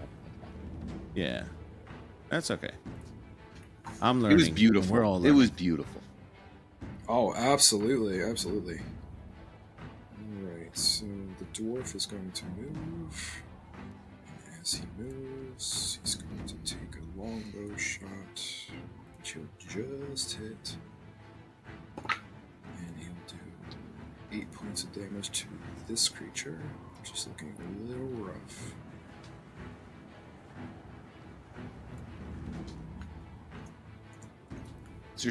Is there somebody helping us? It appears to be. The dwarf. All right. That was in the tavern, and it's going to bring us to... The suspicious character is looking far Boulder. less suspicious. Yeah.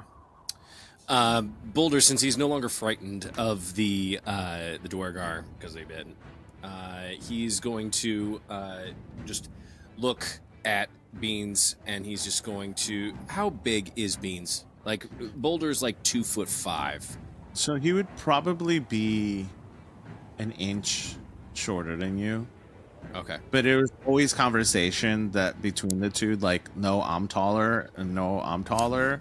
And it was always like that, like, you could clearly see that he's an inch shorter, but he's just like, he tries to, like, spike up his hair to be the same size as you a little bit, so that, like, even though his hair is, like, down, he would just, like, fluff it up a little bit so that it showed, like, a little bit more volume, I guess is the right word.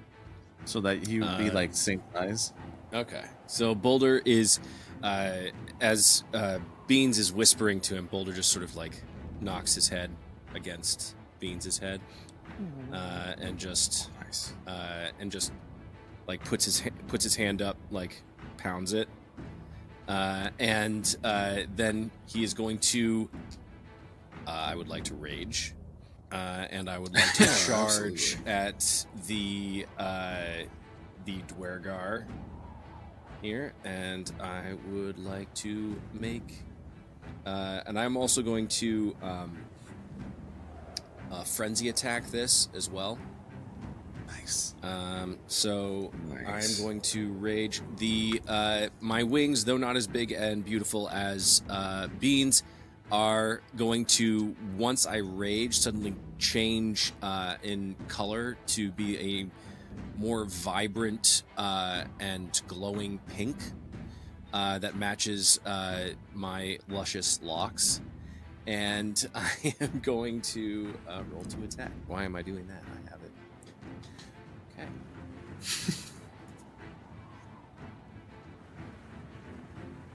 That is a 22 to hit. Oh, definitely smack. hits.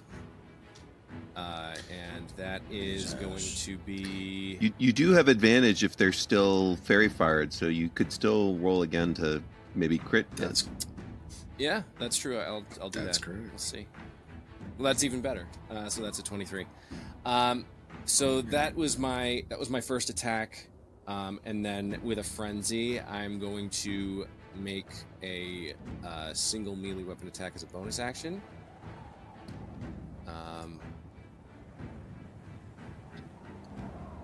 And I just keep going up by 1. 23. I'm assuming that's also at advantage because of the fairy fire. Yeah, all attacks. Yeah. Are you kidding me? Are you kidding me? It's not, is it? 25. 22, Nice. 23, 24, 25. Oh my gosh. It's just like, what the hell is going on? The other roll, so it's like at advantage, but like that roll has gone up. My other rolls are garbage. It's like 6 or 1 or 2. So it's a good thing I'm rolling with advantage here. So those 2 attacks hit. I'm okay. So because this is reckless, You get advantage, they have advantage on you. That's all it does. right. So you probably didn't need to do reckless because you already had advantage from the fairy fire. Right, yeah, that's right, because they have the fairy fire, yeah. I mean, the flavor is amazing. So Yes. Oh, you're yeah. angry. We get it. Yes, I am quivering with rage. I am going to roll for damage. That's Okay. 10 on the first, Oh, nice. and 6 on the second. So that is 16 points of damage. So as you become enraged, you break free of the lingering kind of ice kind of formations that were holding you but had weakened since the creature had evaporated. You break through that charge with all your might. Tell the audience how you end this creature. Yes. Not Beans and Boulder have always had a very healthy competition. They're brothers, so like everyone is Sure. always like, we're always trying to like compete with like who had the coolest kill, or who could lift the most, or who could sing the best song. Beans usually wins. But when it comes to anything involving like anger and messing shit up, Boulder usually takes that competition.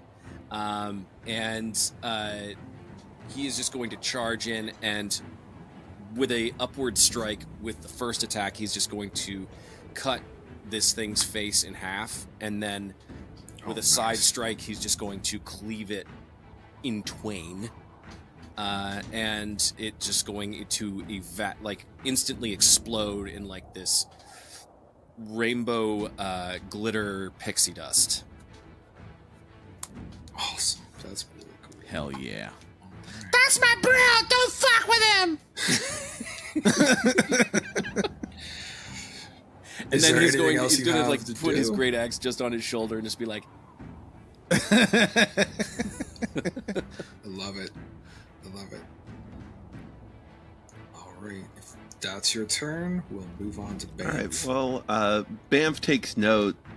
He's a little competitive too, so he's gonna try to end this guy that's right in front of him. What's interesting is you see him. He sort of takes a swipe, but it's sort of more like a feint. And as he does so, Hayes tries to stab the creature in the back. Nice. Rolling a 25 to hit. Oh, definitely.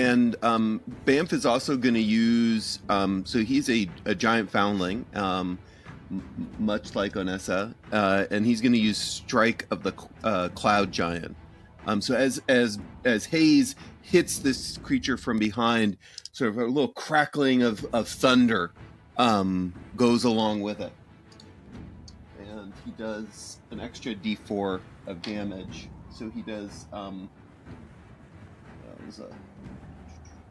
Let's make sure that was an 8. All right. He does 13 points of slashing damage, plus 3 more points of thunder damage, and I'm invisible now to this creature. The sound resonates in his ears so badly that he is actually now gone. Can't even see me. That's a good question. Are the undead able to see? Well, he can and he can't. Here. And then I'm gonna use another little power because I'm really done with these guys, and I'm gonna unleash in Incarnation, and my Hayes is really pissed off, and we're gonna actually attack again, using this Unleash Incarnation. And the haze gets to attack again. This time rolling a 13 to hit. It does. Doing another 12 points of damage. Nice. Okay. Starting to get there. And that is the end of my turn. All right. Now the creatures are these creatures back here, after probably experiencing the guiding bolt, the starry form archer, the craze of the barbarian charging and decimating the face of one of these creatures, the smoke-like creature that is just having its way with another one, they are going to attempt to flee. So they will be dashing. One of them will dash to here. Opportunity of attack from. No, he hasn't gotten out of anybody's space yet. Yeah, he'd have to get past him. Yeah. And one more. No, talking for Anissa. It wasn't the one I'm next a to him. popsicle. Yeah, it wasn't the one next to him. Oh, you are a popsicle. And it wasn't Damn. the one next to him. It was the one 10 feet away. So the two of them will dash that were by the inn are going to dash right here amongst Bamf and amongst Boulder. Spicy. The one that is flanked by Bamf and Haze is actually going to dash as well, so it is going to leave opportunity attack if you would like. Absolutely. However, I only roll an 11 to hit. That will Is miss. that with the D4 from your Yeah, I was boss? going to say, Yeah, do you have the D4. Don't D4? forget that. Yeah. I only got a 1, so 12. Oh, 12 hits. Hey, let's Yeah. go. 12 is All the right, magic number. 12 is a magic number. Hold on a second, let me just calculate this. I do 8 more points of damage. Oh, that's fantastic. It's starting to limp and it's looking really rough. There's a lot of this kind of viscous black ichors coming out of it. It's going to continue its movement. Let me just check one thing, whether 15. Yep. Haze gets a... No, because I used my reaction. He would have to use my reaction to get an opportunity attack. So I've already used my reaction. Yeah. All right. That's what I was checking. Okay. This creature is going to finish its move. It goes to the shoreline, the frozen kind of icy shoreline, and just begins to walk into the water. It submerges underneath the water as it is retreating. I can that still will see end it, their though. turns. Yes, because you're correct. You can. It is now going to be Morgan's turn. Okay. Morgan is going to fly down and land on top of Onessa's head. And as her claws dig in, you see the ice that's covering you melt away as she casts Lesser Restoration to remove paralyzation. Amazing. And she leans over and extends her neck and gets in your face upside down and says, "You are not done. Kill them." Oh my god. Nice. I don't know do we work for Morgan or do we work for Bean? What in the nightmare fuel is this? She is adorably Amazing. terrifying. I love Oh this my so much. gosh. Love it. So that's going to be Morgan's turn.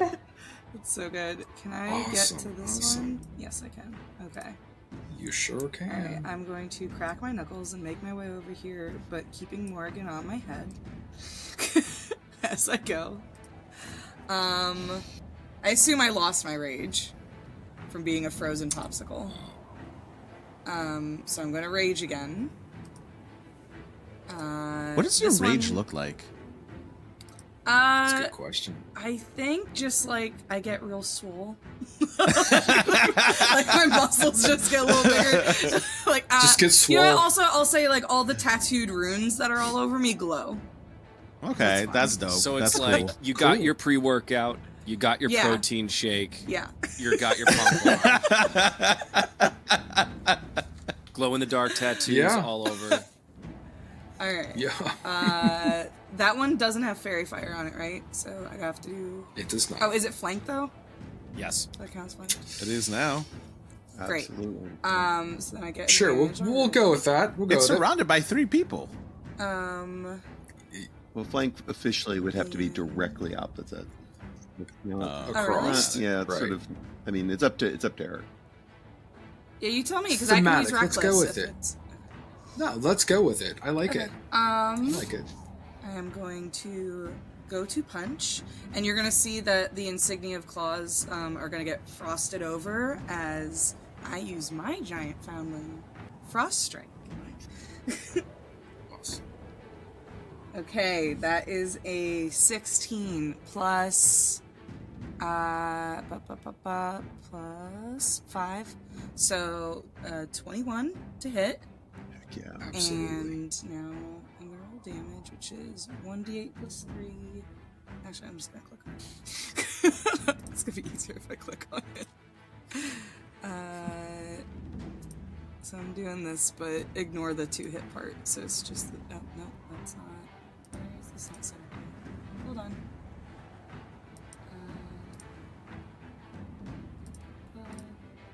You trying to roll for damage?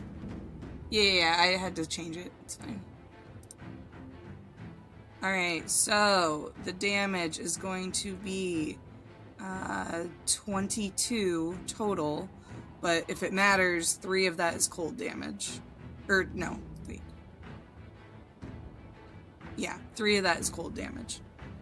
I don't know if that's different for the creature. It does. You notice that the cold damage does not take effect. So it seems to be resisting. It would still have to. I'm about to do the same fucking thing it did to me. It is going to have to roll a Constitution saving throw, or its speed is reduced to 0. Let's see how it fucking likes being frozen. What's the target DC? It's a great question. Hold on. What is the target DC?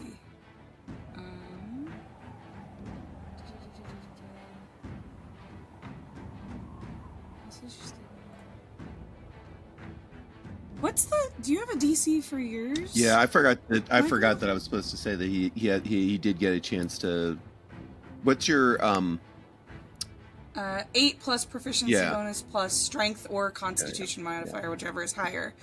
So that's 4 plus 2 plus 8. 14. Thank you. It's a con save of 14. We're all. I love that we're all GMs and we're like 14. math. Damn it. Look, I'm not good at the math rocks part. So it fails horribly. Great. Now it's frozen. So it is. You got it. I love it. You got it. Doesn't matter that the So cold now didn't it's, now work. it's freezing up its body, and you just see Onessa like start cackling. It was the same one that hit you, that got you. Too, That was right? a good one. That was good.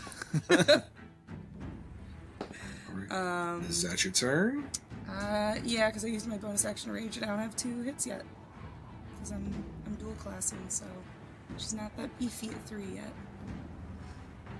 All right, that'll bring us to round 3. Beans, bring it home. Can DM, would you allow me to like say something? Yeah, absolutely. With my axe, I gesture at the water, and like at the one that just submerged, that's still glowing, like with that rainbow fairy fire, and I just gesture at it and like look at Beans. That one? It's never not gonna be funny.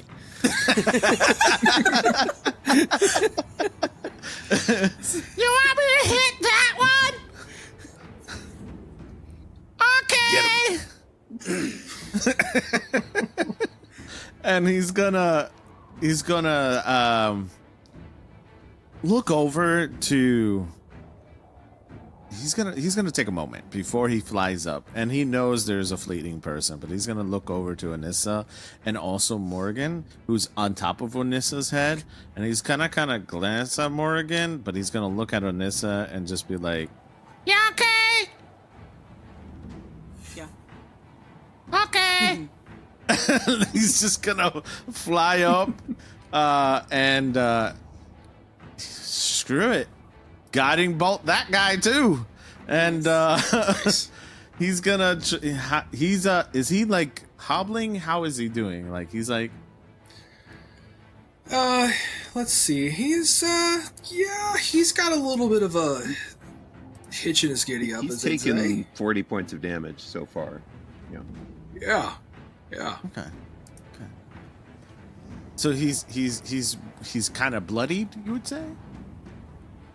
Oh, definitely. Okay. So I didn't know if I needed to cast a level 2 or level 1, so we're just gonna do a level 1 then. And that will be, the dice will tell a tale, and that would be a 14. You have advantage to 14 hit him hits. from the. Oh hell yeah, I have advantage. And- Hold on. Because And he's blessed. fairy fired. Yeah. Oh, and I'm Yeah. blessed. Oh, yeah. Hold the Add your hell up. D4. That's an 18 plus, wait. That's a 1, so 19. 19 to hit. Definitely hits. Yeah, definitely. Perfect. We love to see it. 46. All right. That is 10, 14. 14. 14, you say? 14. How does this guiding bolt stop this creature? yes. He had exactly 14. Okay. So Beans will be like, Not on my watch. and he'll he'll fly up and be like, This one's for you, Boulder. and he'll grab another one and shoot out the starry light. But this time, I feel like this time he wasn't really paying attention. He was taking, like, he was just doing it quickly because Boulder's like, no, that one. So he flew up real fast. He pulled it out. He pulled back on the bow, and then it kind of zigzags in the air, but somehow finds its way to land on the guy. And as it lands on the guy, it like explodes in glittery form and just like comes down on the guy just barely, and just like, I guess the glitter lands on him and makes it like really acidic, and you just see it melting from all of the radiant damage that's coming. Most unprecedented. Awesome. Love that. Yes. That's right. I almost Gnarly, missed. bro. Oh, shit. All right. Well, that's it. Boulder, can you beat up that guy? He's looking at me mean.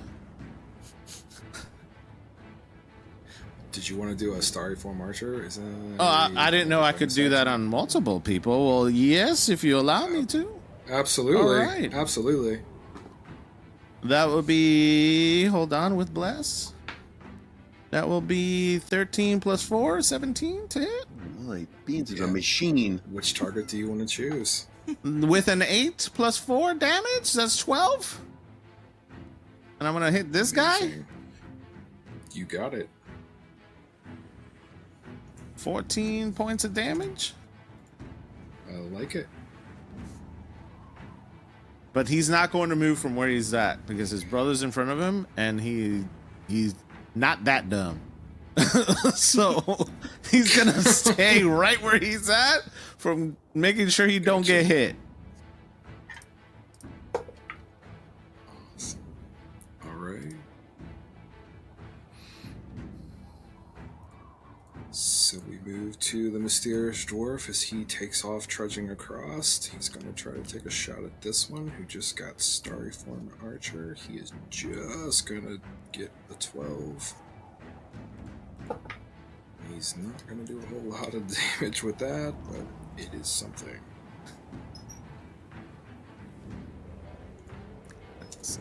Does a whopping 4, I think. I'm going to double check the modifier. Yeah, sorry, a whopping 3 points of damage with that arrow strike.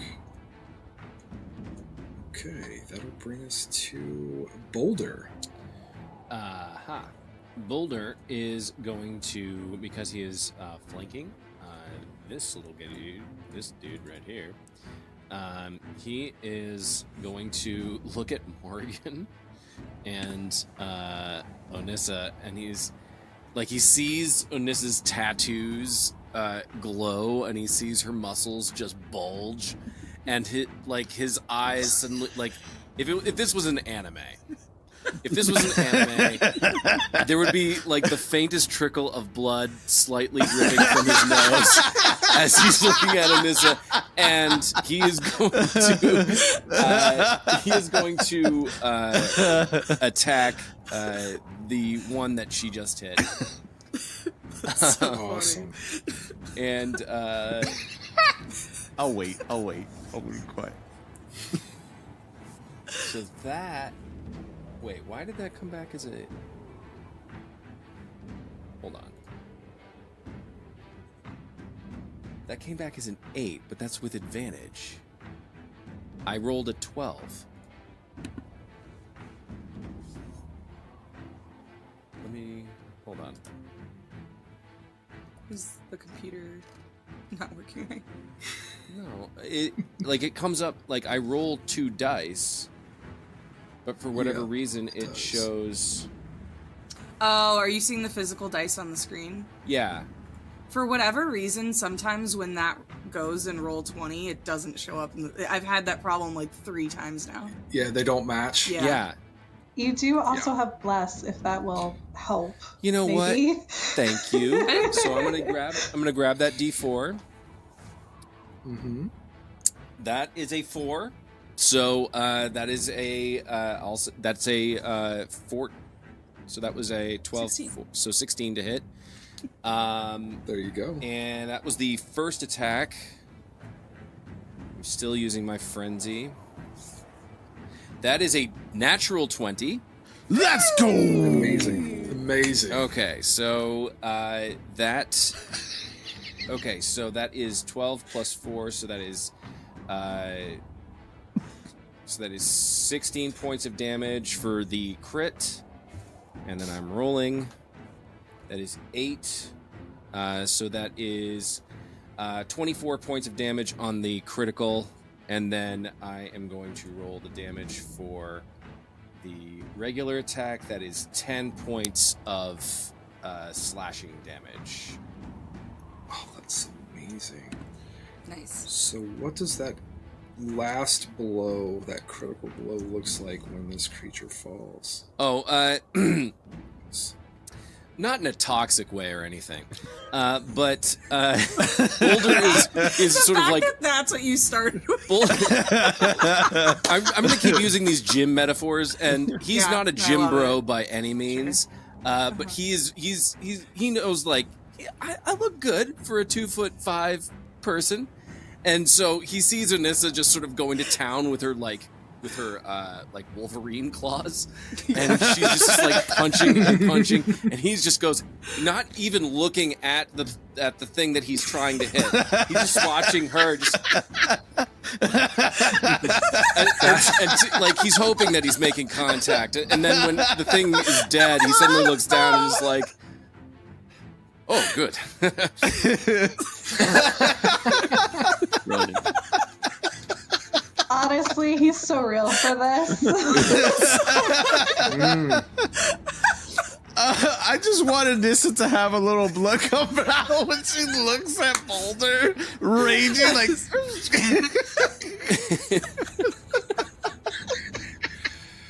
That's right, folks. This is just episode 1. Stay tuned. Wow, that's great stuff. Great stuff. Oh, so good. Is that all? Is that all you would like to do, sir?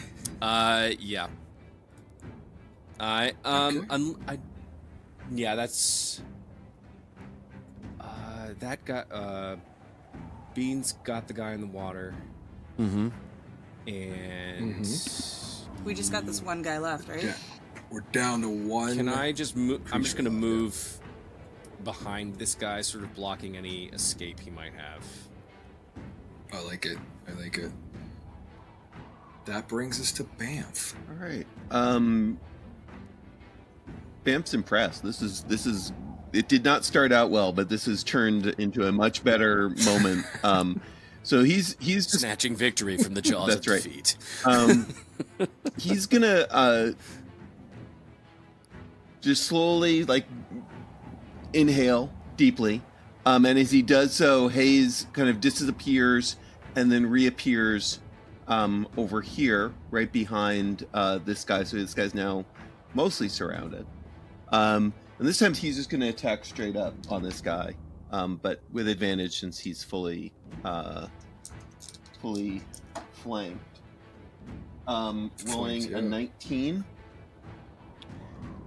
And he's going to do the same little dance he did again, and he's going to use his incarnation to hit another time. So we're just going to take care of both of those. This time, though, I got to roll less. A 14 to hit. Okay, so both those hits, and then one of them he's going to use his last Cloud Strike as well. So hopefully we can get rid of this guy. Let's see if we can do it. Rolling 10 points of slashing damage and 3 points of thunder damage. And he has to make, again, that wisdom saving throw, DC 14. Yeah, I'm invisible again to him. And then rolling another 6 plus 6, another 12 points of slashing damage on the second hit. And how would you see this creature falling? So the second hit comes from Haze, and Haze takes his Haze is. It's hard to sort of get a read on Haze because he's a smoke version of Bam, and so as he slices, the saber goes straight through, a slashing move across the neck of the undead. And at first you don't think anything happened because it's smoke, but then all of a sudden just blood starts pouring, or I guess the black ichor just starts to just emerge from the neck of the ghostly figure, or the undead figure. Oh my goodness. All right. So the creature falls. There's a pause as everyone's adrenaline begins to kind of start to calm down. There's the sound of walking as approaching is the cloaked dwarf. And I think this would be a great time for us to take a little bit of a break. Okay. So stay tuned and we'll be back shortly.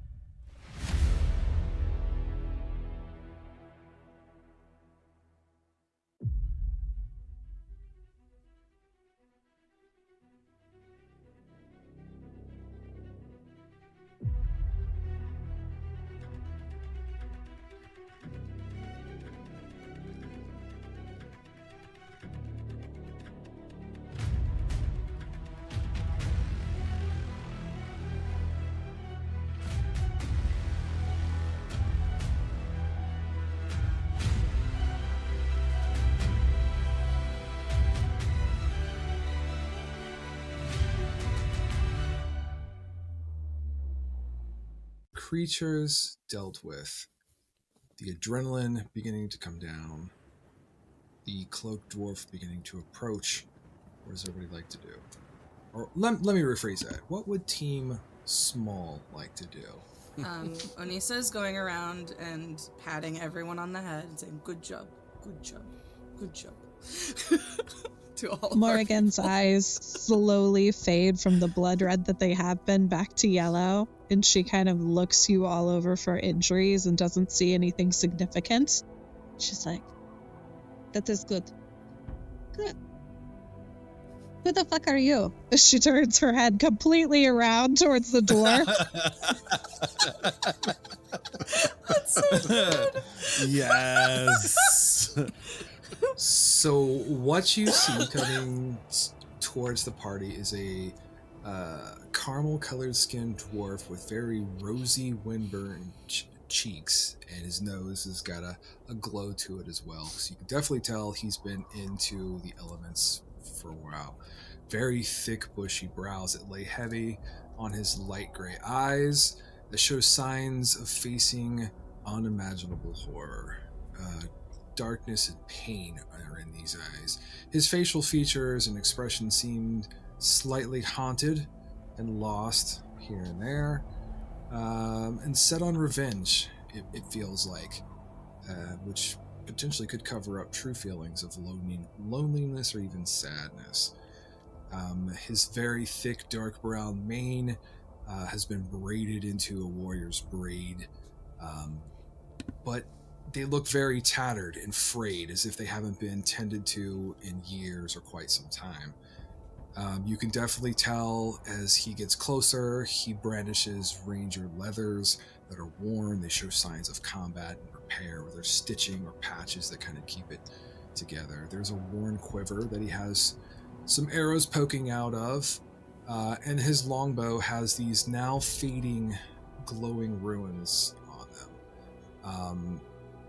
He extends his hand that is covered in kind of these kind of dirty cloths wrapped or bandaged. You see that he has around his waist two short swords that kind of clamor as he approaches. The name is Ether, and you all held your own very well against these creatures. He's going to move to one of them, and he kind of kneels down as if he's going to kind of examine or take a look at what remnants are. And those of you who take a quick glance, you can see that this kind of ichor is pouring out. You're also noticing that it is moving. Ooh. And it is trying to like find cracks in the earth or ice or snow to try to seep into. What happens if I like step on it and like smush it? Does it just seeps into the ground? It begs for more. Would you like to try? Yeah, sure. I'll try. So as you do, it's going to like start to wrap around your boot, and it starts to try to climb up your boot. I immediately take off my boot and chuck it.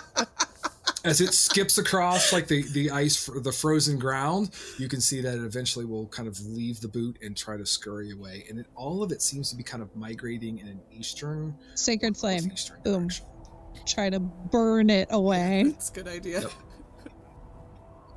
Yep, absolutely. Easy enough. You'll be able to drop the sacred flame and kind of, it will easily just kind of squeal a little bit and goes away.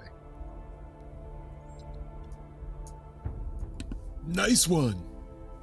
I'm also going to try and put my hand on top of the dwarf's head and say, good job. He looks up with these gray eyes at you and he says, thank you. So what the hell are you doing here? As he looks at everybody. We were hired by Fish Guy. Gideon is what he says. That one. Okay.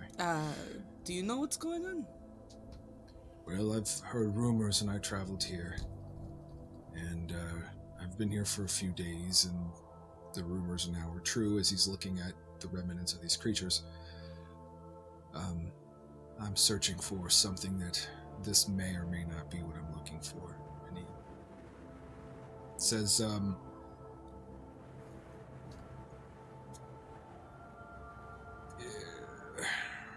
We were told there's something like a guy in a tower. Do you know who that is? only by rumor or by name. Okay. I probably know as much exactly. That's about as much as he knows is what he's heard from the people in the tavern. Is the tower in that northeasterly direction? Good question. It is in north. It's a northern direction. It's in the north. So not necessarily No. You're right. Sorry, Okay. brain fart there. It is in a northeastern direction. Right, so where the Ichor was going is in the direction Correct. of that. Okay. That is correct. That's pretty solid evidence. Dudes, I'm smarter than I look. Bamf, you're very smart. We've been over this. You have to be smart to catch wave. So the dwarf has taken out a small glass vial from a weathered pouch, and he's kind of scooping up some of this ichor, and then kind of corks a stopper on it. Puts the ichor inside of his pouch. I wouldn't touch it. It tried to eat my boot. Your boat over there, by the way. That, Is it still on boot? I burned it off of your boat, but your boat is over there. Thank you. Mhm. Thank you. I'm gonna go put my shoe back on. Icker. I hardly knew her. Oh my god. Yeah.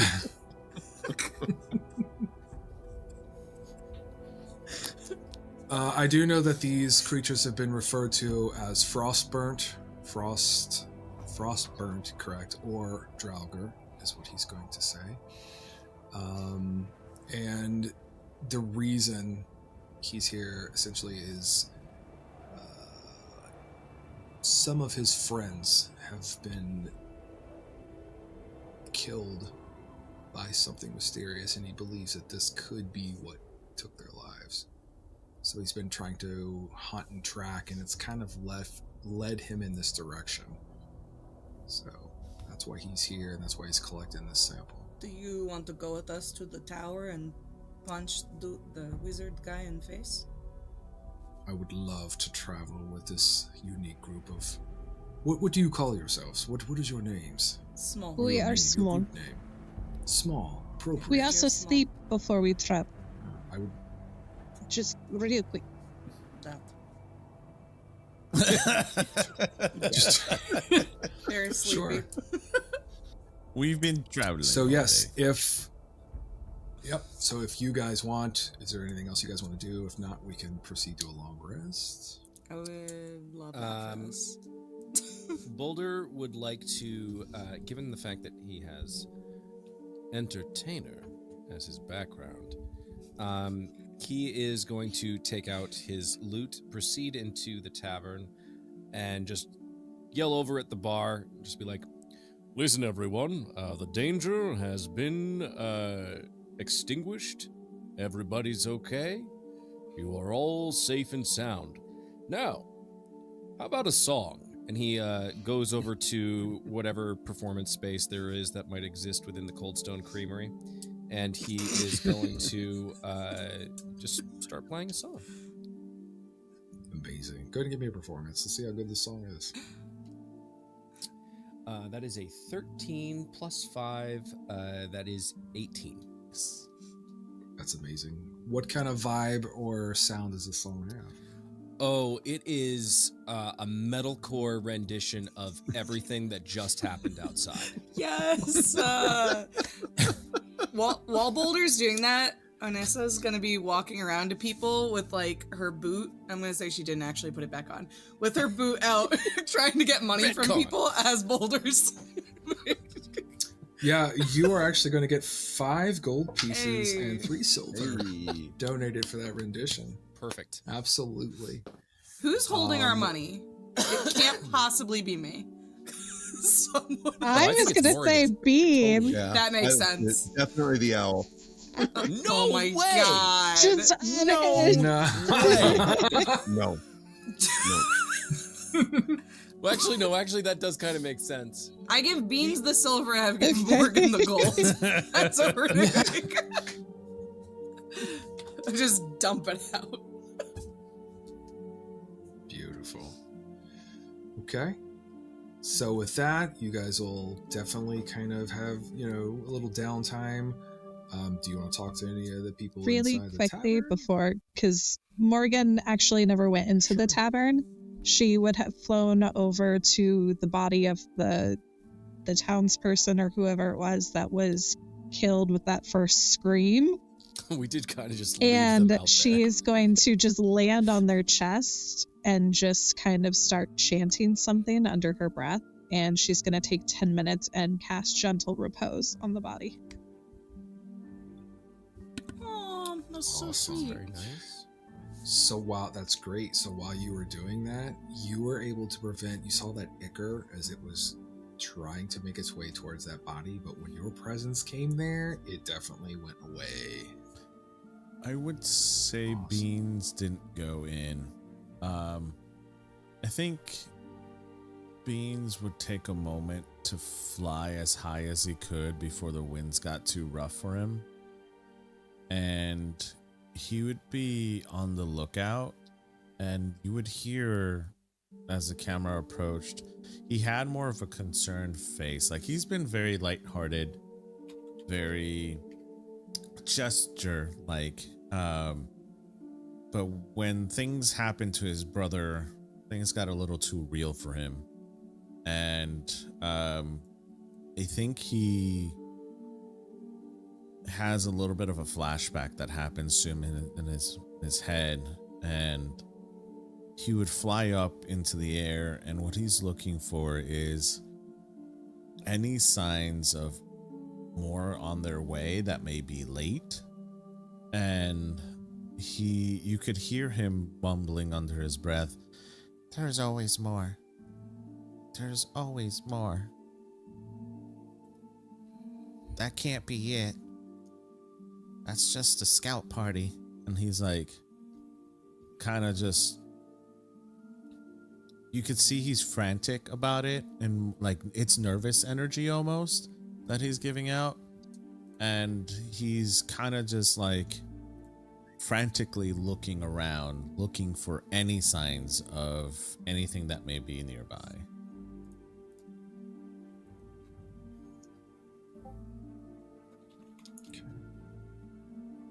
The only vibe you're kind of feeling is just the very cold air. And you give yourself the appropriate amount of time, and all is quiet. I think Bamf might keep Beans company outside, because Bamf likes the wind. So he's like, not necessarily, he's not much of the comforting sort, but he's definitely going to be out there just sort of keeping Beans company while Beans is doing his deal. Maybe he keeps climbing up to the top of the roof and trying to jump off the roof, kind of while he's waiting. But Yeah, I definitely think Beans would be kind of almost nervous energy, and he would most likely see Morgan perform the ritual. He would probably land next to Morgan, scared, like keeping his distance a little bit out of more respect than anything else, due to her stature. But you would see him kind of just kneel and sit on his legs as she's praying, and he's just, you can see like his wings just flap, while they're sitting and performing the ritual together. Awesome.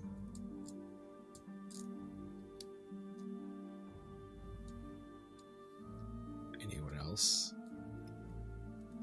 As the songs finish for the evening, and the money has finished being collected, Boulder's just gonna curl up by the fire. There's a fire?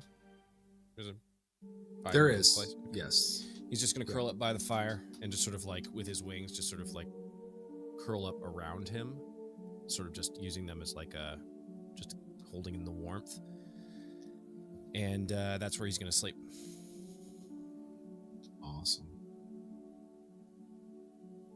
Okay. So the evening draws to a close. Everyone kind of has their moments. Those of you who want to go to the room on the second floor is provided for you. You can do so. Those of you who choose not to is perfectly acceptable. I was You gonna will say, complete a can long I wait rest. till Boulder's asleep and try and pick him up and bring him with all of us upstairs? I mean, Oh. sure. I just figured As long as you're good with that, Boulder. It's fine. All right. Could we wake up So and you all just will complete a long rest. No, if he were to wake up, he would just suddenly be like, "Am I dreaming?" And then go back to sleep. I just feel like Anessa's like probably like getting like all the tiny people like cuddled around her on the bed, and just like these are all Good my Lord. little bebés.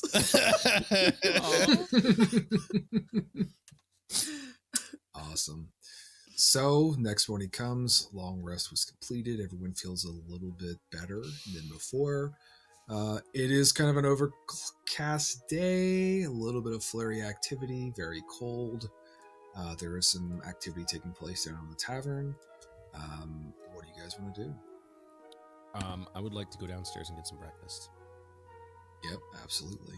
They'll have the equivalent of like probably like a porridge or something like that. Something simple but warm. What is this filth? when he says that, you hear Beans in the background going, in the kitchen, mind you. What is this bullshit? I'm not eating this porridge. This is crazy. I deserve better than this. What is going on? There's literally a tiny Did we just tiny save this female town? gnome. Did we not just save this town? There's literally a small female gnome in the back going, "It's all I have to make," and she's sobbing as she's now trying to scrounge around for something else to prepare besides the porridge. I want to say that Beans is like following her in flight and just looking over her shoulders, being like, I see that. Grab that. A little bit of that. Don't forget the salt. Morgan looks from where she's crouched over a giant rat in the corner that she caught and is like tearing into, and she's got like some of its innards dangling from her beak, and she's like, I share with you. Come. We partake. I'm gonna look at the woman in the kitchen and be like, we need all the bacon and eggs that you have. Yes. She is going to pull forth the last 3 owlbear eggs that she has. Owlbear eggs? She is going to pull forth a large hunk of like salted ham, and she begins to cook and do everything she can to it, and trying to whip up some sort of biscuit type thing. Owl, and she's bear, just continuing. egg, Benedict.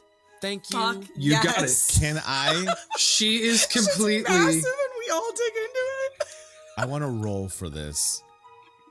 Can What I? is a cooking roll? Yes, that's what I wanted to ask. What is What a is- cooking roll? like, Because I what want to is a see cooking if roll? Beans can Performance. cook. 100% performance. I was also gonna performance. ask, It's a like, performance. It's Yeah. performance, not So- me. So I'm the out. the gnome cook, she with Beans hovering over top, telling her what to do. I can help with went this ahead too. and rolled a natural 20. Nice. So if you guys want to go ahead and kick in, you're more than welcome to. Can I describe what the meal looks like? I love this. Absolutely, you can. Okay. So I was just in Scotland, and I had every single morning I would wake up and I would go down, and there was a tavern that was right across the street from where we were staying, and I would have there would be beans, there would be a half a tomato, and it would be slightly cooked, and then there would be haggis in the center, and then there would be these very thick slabs of bacon that would be cut into like little circles, or the equivalent of circle. It's kind of circular. Canadian And then there would be bacon like or these bacon? very what? Canadian bacon or bacon? It's not Canadian bacon. Okay. It's not Canadian. It's like thick. It's like It's thick just- cut. It's really bacon. thick, Just yeah. From the not in biggest pig strips. you've ever Yeah. seen. Yeah. And then to on top of all of that is like these giant eggs that are like, you can either get them. It was always over easy. That is the meal that we've basically Sounds put so all good. together. And then we ask for the finest ale that you have in the house, Yes. As you guys are Awesome. eating, Awesome. because we Yep. just saved your town. as you guys damn are it. eating this breakfast, someone might casually look over, and in the corner where Morgan was like over her rat, she now has huge eyes as she's watching you guys eat this egg in front of her.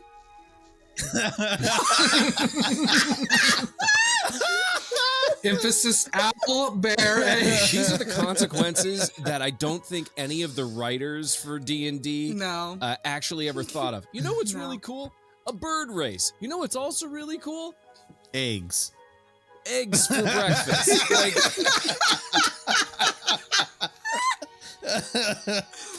Let it be known, Oh, I was so serving funny. just a porridge. Just let it be known. Anyway, so a hearty breakfast is had. Your bellies are full and with warm food and a good breakfast ale.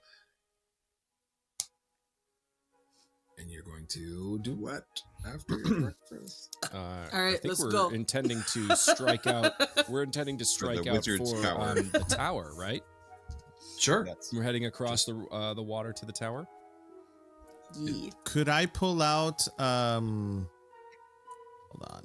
What is this? Druidcraft? And I wanna pull out like an orb that I have with me that would tell me how the weather is going to be like today. You have an iPhone? Oh, okay. Yeah. It's new. cool. He's going It's to ponder new. his It's orb. got a little orb here. Okay. It is going to be cold and snowy, slightly windy. I didn't know if we were gonna have a blizzard, you know. Bamf is actually really, like, really like a interested in 10% this whole idea. Like, chance of blizzard later in the evening. Bamf would like be the so surf into that report, orb. and he's like every day now he's going to ask Beans to like, give me the wind report. What's the wind report? It's a 10% chance of a blizzard, but I don't trust these guys. They're always wrong. What is that line from Mean Girls when she's talking about her ESPN? Oh, I fuck. don't have the SP. I have ESPN. Covered boobs, snow, and it's gonna rain. Yeah. It's like I have Yeah. No, but it- ESPN or something. Yeah, it's like shit. ESPN. Yeah. So you all gather up and proceed towards the east side of town, where you know there's a lot of boats that you can ferry out if you'd like. There is several fisher folk that are out there that you could charter a ride across to the tower. Some of them are selling their boats, so you could buy your own boat if you'd like. However you want to proceed.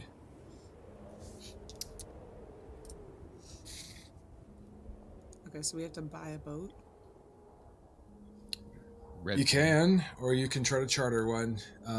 How much is it to buy a Up to boat you. versus charter a boat? I don't think any of us. Interesting. But before we go buying boats, like, does anybody here have any way of piloting it? I mean, I can fly. They're rowboats, right?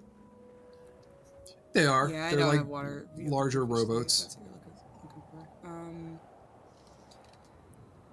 for. Huh. I mean, why don't we just charter one of them? I mean, it's daytime. They didn't have any problem sailing in the daytime, so we just More charter somebody to importantly, take us does over there. anyone have money? Because I got like 20 gold and that's it.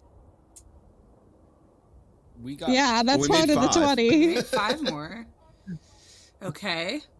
I started with You 10. did get a- Does that... You did get a credit, essentially, for 800 gold pieces. Oh, shit.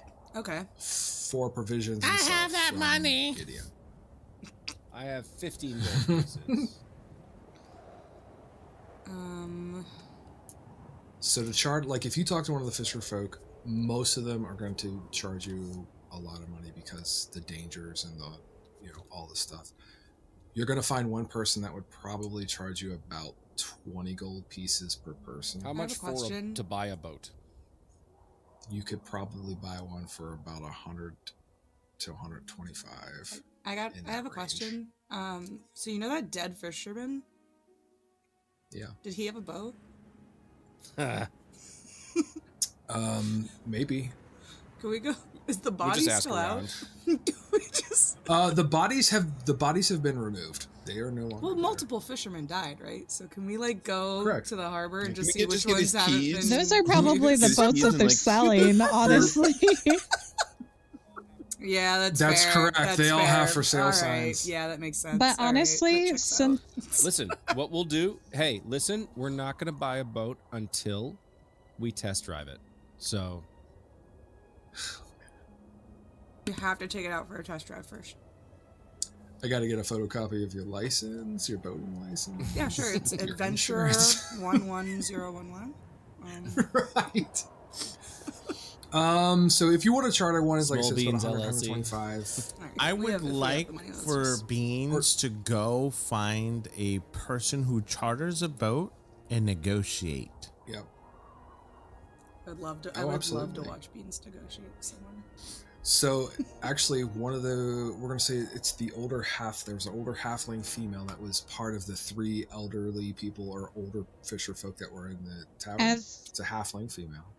She has, she definitely has like weathered appearance, where she's definitely been has been an experienced sailor. as Beans walks away, I just kind of flutter my wing and touch him on the shoulder and cast guidance. Well, I was going to do it to myself too, so like, that's cool.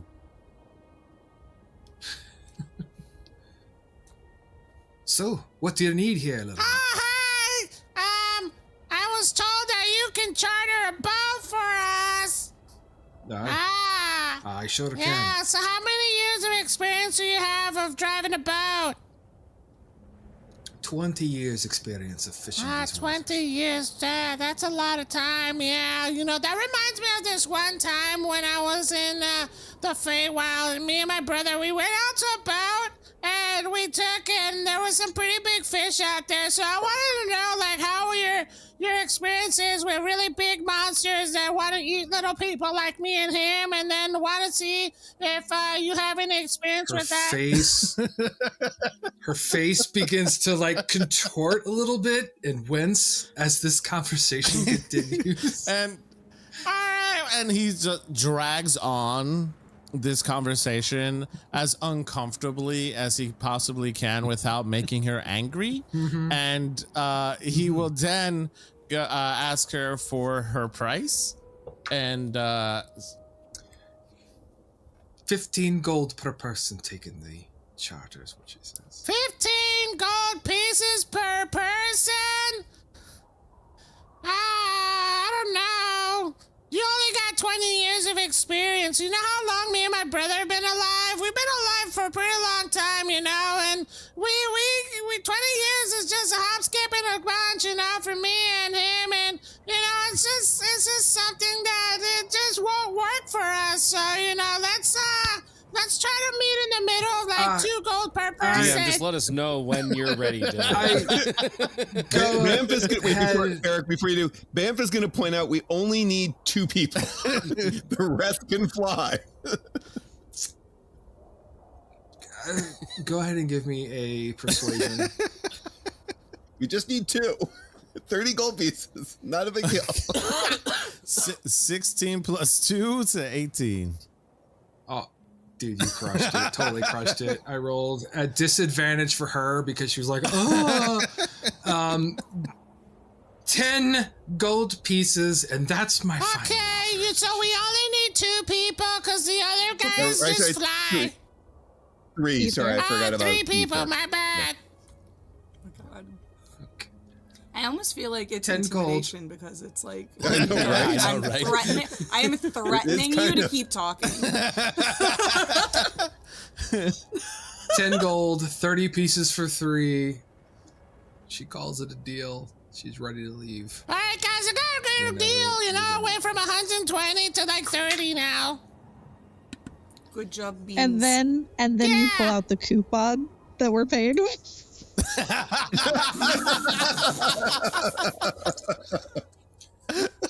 Do you want to do that? Oh shit. Do you have? like to Oh, do I as don't know. What Can our 800 gold be in a coupon? can clerics absolutely. make I love that for the us. thing yet at level 3? No, right? what The fake one. Illusory script? Yeah, No, I don't think so. I was gonna say because think there'll be so. a fake coupon of 50% off. Oh my god. This group is going to be an absolute menace. So, That's the problem. do you when want you're are to all in fake. use the credit? The 800 gold Can piece credit. we use it multiple times or just once? Yeah. Okay. Does it Yeah. have like No, you- little tag things that we can rip off for like? Deduct 30 gold out of the. Sure. Is there a way for us to like counterfeit the coupon? Yeah. If you have, do you have a forger's No. kit? The ability to forge. That is no. I That'd do have a be sleight of hand disguise then, right? kit, which doesn't help me. Not quite.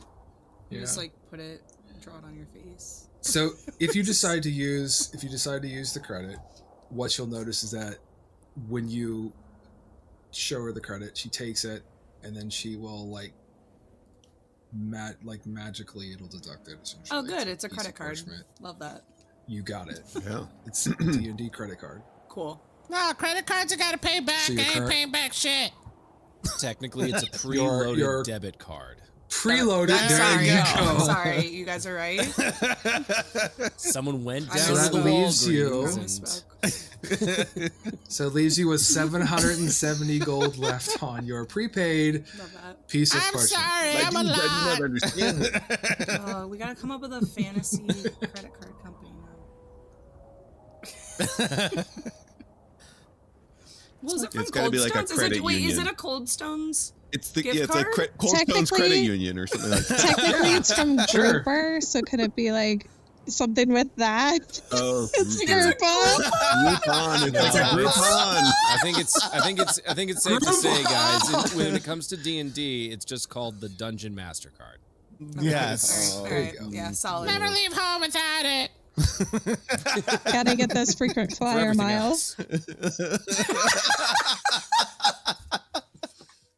All That right. was an advertisement. So, as you have arranged your charter across the way, she will inform you that she will not get to the shoreline. She's not able to do that. So she's going to probably basically stop about 500 feet from the shoreline. Why? You want us to swim? Because that's however you get there is how you get there, is what she says. That's kind of However where we their get- arrangement. You're how we get there. I will take you that far, is what she says. But our kind of agreement with the owner. How of the heavy is tower- this boat? How heavy is it? Yeah, I'm sure several hundred pounds. several. I think between between every single flight oriented person, so that would be Morrigan, Beans, and Boulder, You want to? we could carry this boat. which Probably is not kinda with sad. me in it. I can swim. If we can carry the boat, we can carry the people. Yeah. Okay, I'm a big girl. Right. Like we can fly. Well, actually, no, because Morgan. I have a better idea. We just toss the captain. We steal the boat.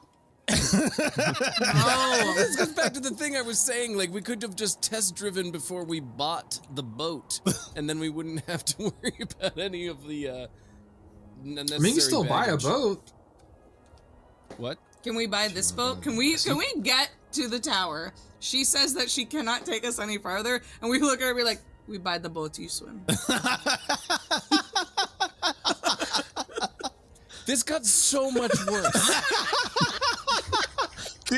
Give me. I'll tell you what. Go ahead and give me an intimidation. We are not the All right, so I'm gonna heroes let in this Alyssa do that, story. 'cause We I are am not the heroes. Far from intimidation. Guys, I only have a +1 to Gaiden. this. It's not gonna go well. I have a +5. How am I more intimidating than you? Because Why? intimidation is a charisma Why? thing, and I'm not charismatic. Neither am I. But that was a nat 20, so it's fine. So 21. Hey. She rolled a 1, so she's like, yeah, sure. You give me 50 more gold, and I'll swim back. How about Boat's he? yours. Okay, Beans continues his really long story, and just continues to nag you until you just walk away without us giving you 50 gold. The dice were like, nah, There's no fuck this walking one here. poor innocent woman who just wants to like.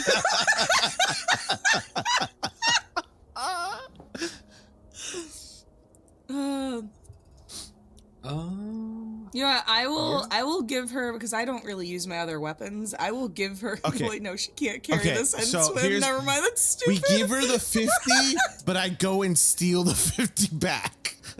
Great, good plan. Good plan. Okay, so I tell her to go swim back. I hand her 50 gold. It's 50. I mean, like, just give her the 50. We have Yeah, I gave her 800 on this credit card, and we Yeah, still have we just steal it 770. back. You swim. I want my 50 gold Good back. day. Good day. Good day, goodbye. The 50 is exchanged. You all will take the boat out. Well, because it's Or also you will we be- can't steal it back. Oh, yeah, Beans, 'cause it's credit. Comes Yeah, up the credit. it's a debit card. That's right. So you will be basically stopped about 500 feet. You give the look like, okay, hit the bricks. She's like, and jumps overboard. Have fun with hypothermia. I give Yeah, her I was guidance gonna so that say. she can swim. I'm gonna give her guidance so she can at least make it to a rock safely. Yeah. Sure. Sir, she begins to swim. And She's who wants literally to swimming pilot in said the waters boat? that are contaminated with that black. Look, it was her choice That's not to correct. drive us all the way there. It's fine. Sure. They said it was only Small nighttime, beans, right? more like small war criminals. Yeah, right. So- The amount of war crimes this party is going to commit is going to be a lot. Going to commit so As you are like watching her go, Can that be your normal voice, but nobody knows? What do you want us to pilot the boat with? Survival? No, it's that one Yeah, inch. what is It's that piloting 1 a inch boat? tall that changes you from this really shrill voice to an enormous baritone. Like that's that I'm 1 pretty- inch. That's 1 inch. in I'm the pretty face sure you need a performance. I think it is to pilot the boat. Performance? Not it. I don't have a +2. We can I have do a it with +2. athletic. Boulder, you have a Could +6. it be done with athletics since it's a rowboat, right? Or is it a sailboat? I'll roll the athletics check. The way Yeah, I can do that I athletics design too. these they are a rowboat, yes, but they have the ability to throw. There's like a makeshift kind of sail that they can throw up. In. Oh, so Well, we it's like can a row. scale. We can So row sure. it. There's a bunch Sure. of people with good athletics roles here. I think. We Yeah, could, you're absolutely right. Let's do that. Let's do it in Guidance. athletics. Okay. nat, Those of you who nat Never mind, 20. don't even need it. nat 20. Yeah. 20, Awesome. 26. You really want to know my 16 So roll? easily- plus 4, dirty 20. Yep. You guys are rowing in, and for those of you who are concerned, you see this poor gnome out there swimming, and like just probably 500-600 feet out. And as she's kind of going, you just see something come out of the water and go under the water as the gnome is no more. As you keep rowing in towards the inland, She may have been eaten by a shark. guys. Oh. Yeah, Maybe. I'm glad we didn't swim. Um, Well, now we can't get the 50. nope.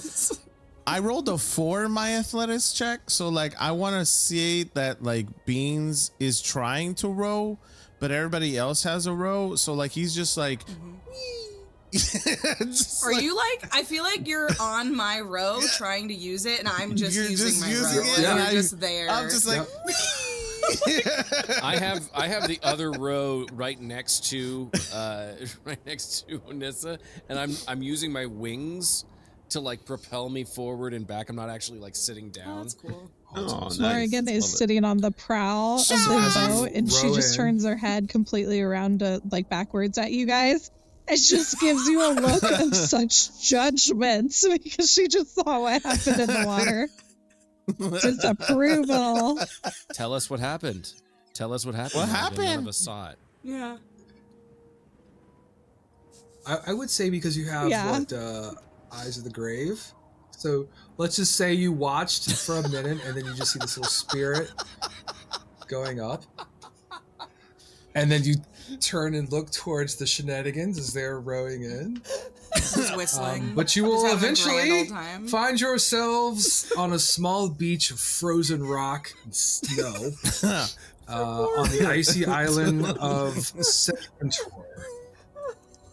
There are sheer, jagged cliffs of ice that range 100 to 200 feet above the small beach that you are on.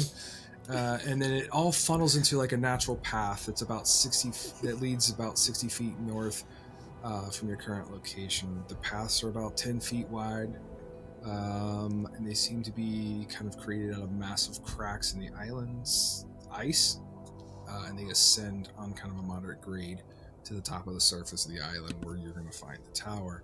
Did we beach it, or did we just park? Do we want to hide the boat? It's a good question. Well, we certainly should pull it up pretty far. Yeah, we definitely should pull it You out of do the not water. want to swim. Is there like a in bush or that something we can... No, I don't. That's why we That bought the boat. water. Let us say that our kill count is already at 1. I think we killed more than one yesterday. We killed more I than mean one. so today. many Today our yesterday. kill count at 1 already. Yeah, I killed that You see- egg. That was a good egg. Onissa's just like on her hands, like counting and being like, I just picture, because of Morgan's Eyes of the Grave, it's basically like a video game where she's watching, nobody else is watching the person swim out, and she's just watching it, and then suddenly, it's like in a video game where the thing dies, and suddenly like a gravestone just pops up. And she's just swimming.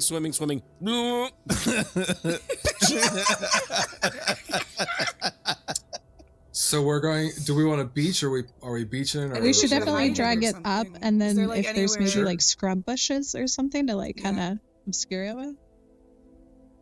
There's enough kind of debris and things. Let's go ahead and make a group stealth check. group stealth check. I'm assuming everybody wants to help hide. That's 2. Ooh. Gosh, I'm changing. That's a that to 15. That's a 2?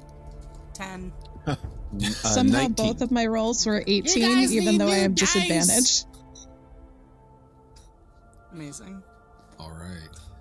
So you have 18. Nobody has like pass Okay, without a trace or anything, do they? No, that. Well, wait. What about our ranger? Who's the ranger? Anything? Did you want to bring the dwarf? Oh, we asked him if he wanted to. No, we paid an extra 10. We paid an extra 10 gold. He's To been the dead woman. mysteriously silent while we've committed these war crimes. So he mysteriously said, just shaking his head. Assumed.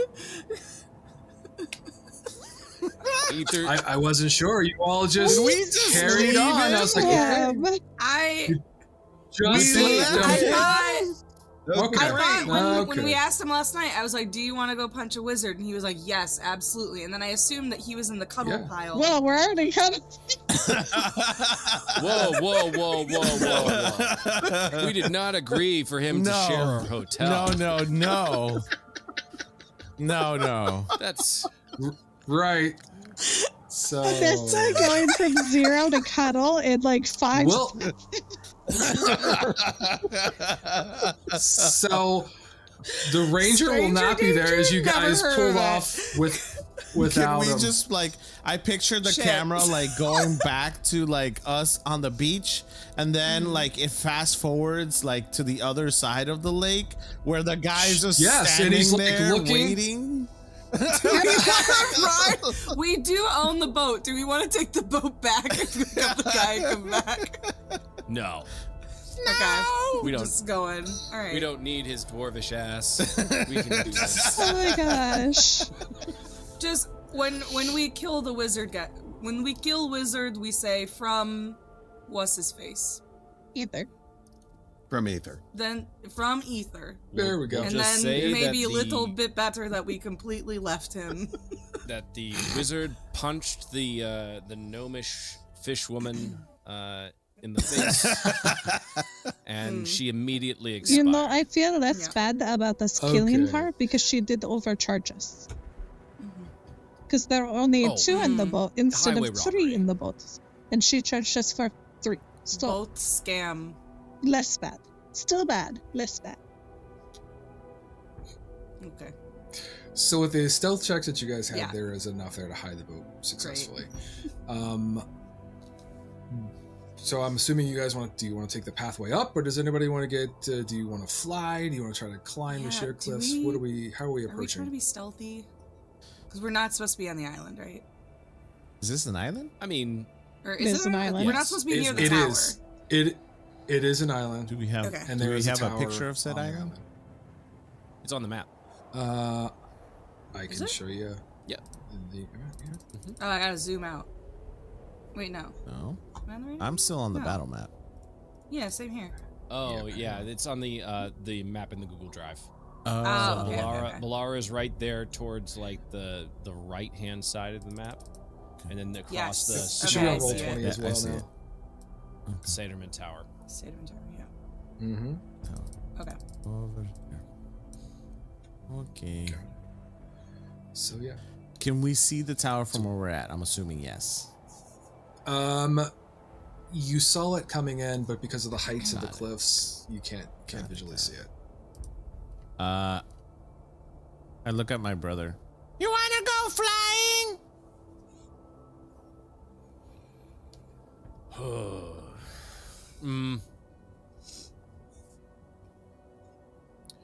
I don't know, Beans. Does this? How do the rest of you feel? Do you feel like this cliffside is scalable? Like, or do you think you'd be able to do that while my brother and Morgan fly? I can climb rock. There's a pathway going. I can also walk on path. Well, I mean, like, I'm thinking like the path is the most obvious choice. and, Oh, like, yeah, 'cause you it will be could seen that way. It could be the most watched. Okay, I climb rock. Yeah, Banff is totally down for climbing the rock because Banff can also fly, can't he? not yet, Oh, but not he yet, will be. okay. But he can fall gracefully. Wait, can you try and catch the wind up? Can you surf the... Not yet. I can't quite do that You yet. can That's only the can't intention. fall with style yet. Got it. I can. That's it. I can fall and not hurt myself too much. Okay, so So for anybody who wanted to climb, we can do athletics that works or for me. acrobatics. It is definitely I'll a moderate cast difficulty. guidance on someone. Can I just help anybody? Just acting as like a Yeah. What do they call to give those in advantage. climbing? The person who's like belaying Spotter. somebody. Oh, Spotter, belaying, yeah. Yeah. Sure. Can I spot whoever is climbing, whether it's Banff or Onessa? With I'm both gonna, of us. I'm gonna yeah. rage so I can have advantage, so spot Banff. Nice. I'll have guided spot him. Banff then. Yeah, Onessa's gonna go into her rage and then just jump at the fucking rock. Go ahead and give me the athletics or acrobatics for those who are climbing. That is going to be only a 16. I got a dirty 20. Nice. Okay. 16 is one more than you needed, so Great. you are doing it there. For sake of time, we'll montage the numbers were successful. We got enough people that can spot and stuff. It's a slow, arduous climb, but you're going to make it to the top. When you do, you can see that the top of the surface has large crags and formations of jagged ice that have formed up here. Collections of snow, piles and banks of it that are kind of swirling around up here. You also see that inside the ice, even as you were climbing like deep in the ice, there is kind of veins of this kind of viscous ichor that have kind of seeped in or underneath the ice. Same thing up top. It's beginning to get a little bit more prevalent as you see the tower in the distance, which stands at least 3, maybe 4 stories tall. At one point, it looked like a pretty nice tower. The closer you draw to it, you begin to see the kind of black ichor just beginning to coat and cover the outside of this tower. So I would say you're probably a couple 100 feet away from it, observing. How do you guys want to approach? Whenever we get to the part where we're climbing and it's like actual ice, I'm gonna take out my 2 hand axes and use them as pickaxes and like to go to town, like actual ice climbing. Nice.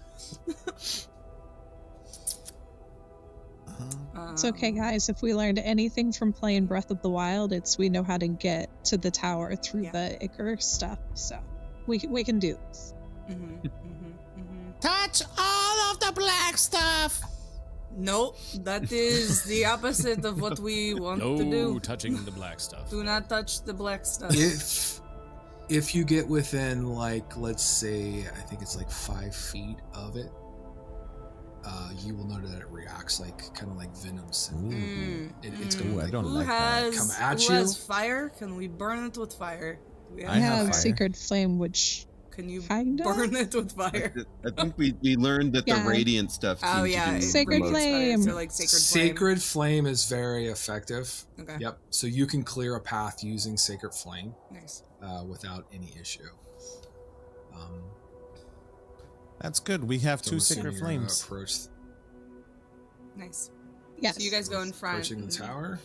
Take out all the ichor. And what you see is just like Beans has finger guns, and he's just like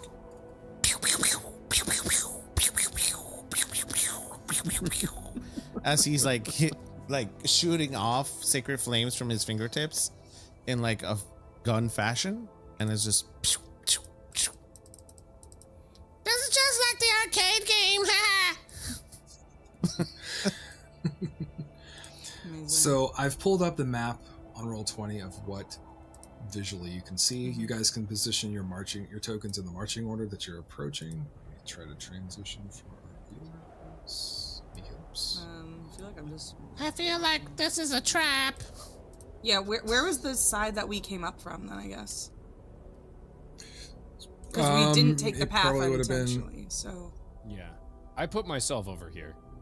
okay, do we want? So it would have been probably, yeah, that's fine. Okay, so we came up over here. So off to the right. Yep, or the left, my apologies. Okay. Okay.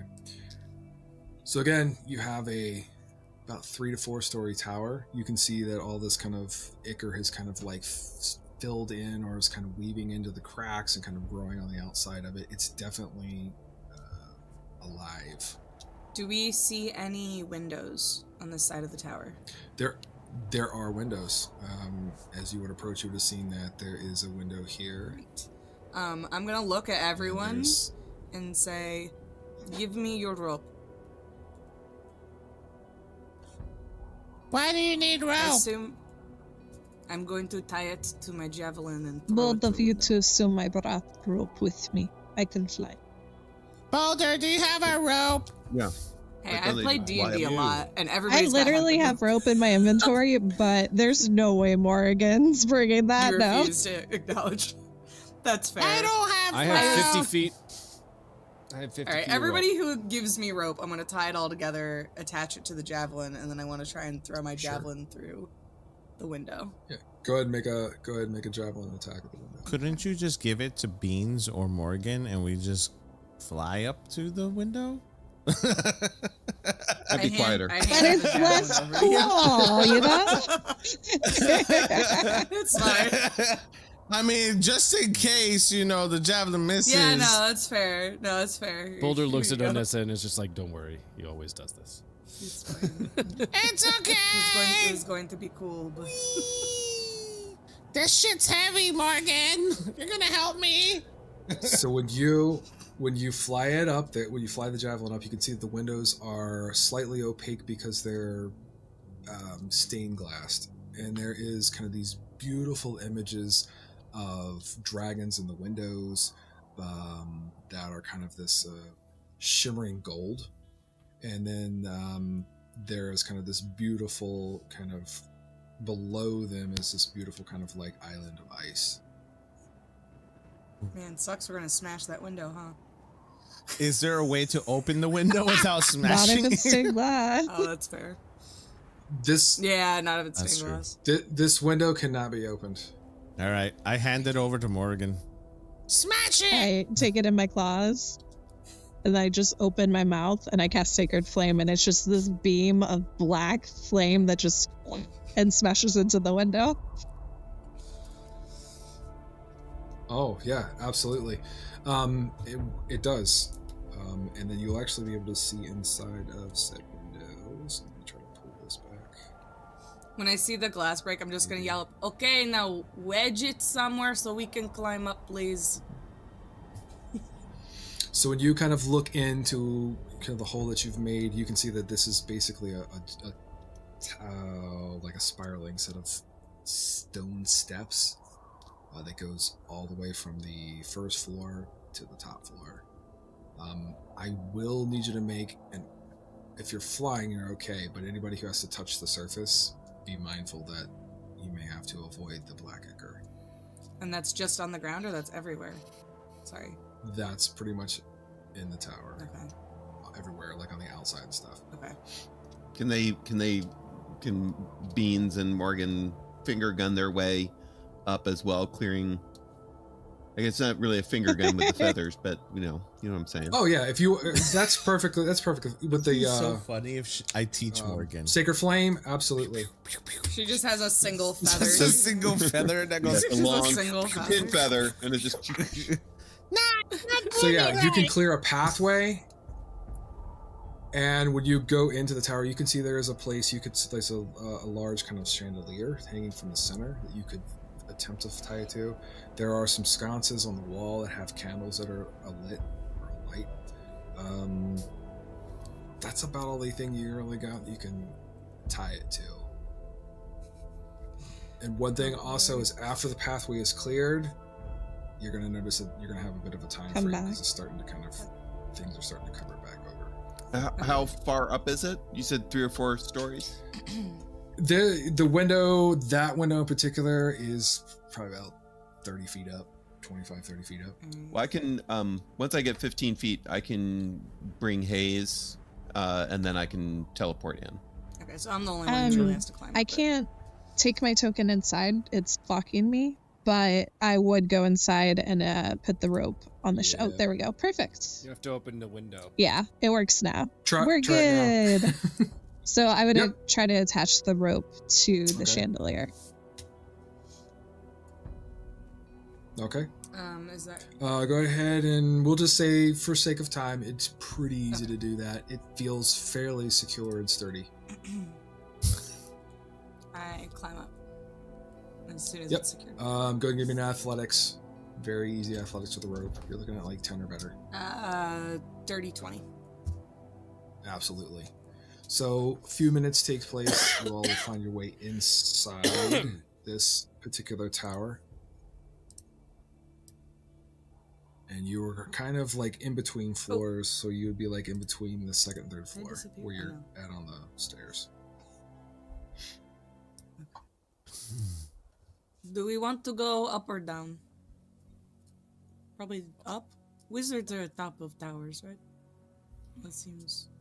Either that or fair maidens. Oh, the the basement. Could be maiden. Does this thing have a wizard. basement? Is the inside got the ooze and stuff too? Is it more prevalent up or down? It does.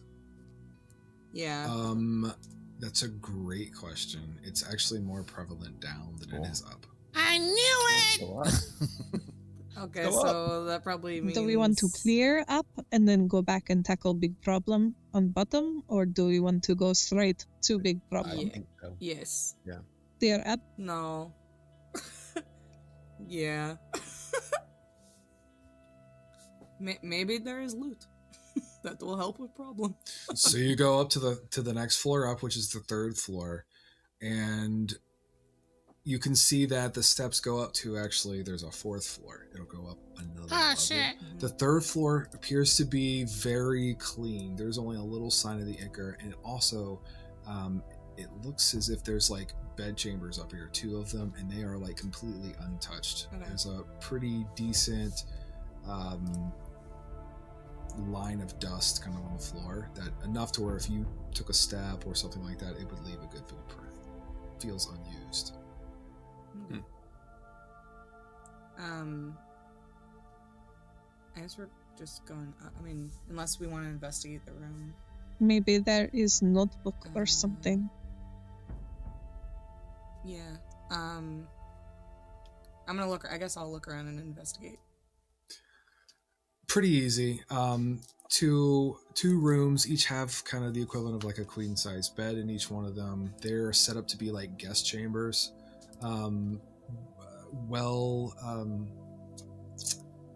Everything is very wealthy looking, elvish in make, but it's like I said, it's definitely been undisturbed for quite some time. Okay, and this is There doesn't appear to be anything of value other than maybe some art or something on the wall. If you want to try to take that away, is this the top floor? There isn't any more going up. There is a fourth floor. There, it goes up one more.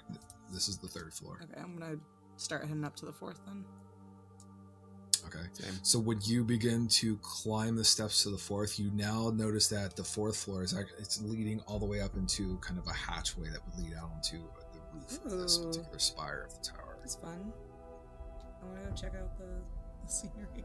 That hatch is covered with ichor, Interesting. though, to the point where it's almost like dripping.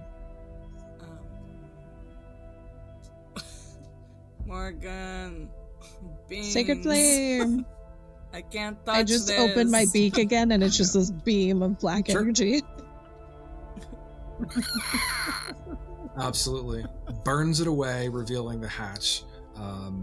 You're able to, there's a locking mechanism on it to lock it. I break Unlock the it, lock toss it with my open. axe. Great. There. Good. Nice. Amazing. I headbutt the door One open. sundered lock. Yes. The door or the hatch is headbutted open, and it goes. And you can see. I need a dexterity saving throw as you open I it, get advantage on because those. At some of least these for, little. Yep. Same. Whatchamacallit? Danger sense. That is a 19. And that is a nat 20. Oh! I only got a 14.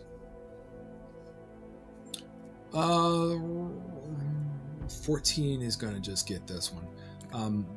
Basically, there's like puddles of this kind of viscous, oily, gross ichor that is kind of like beginning to form, almost like a black ooze would. As these like pseudopods are starting to try to lash out to connect to each one of you, you're able to kind of avoid it.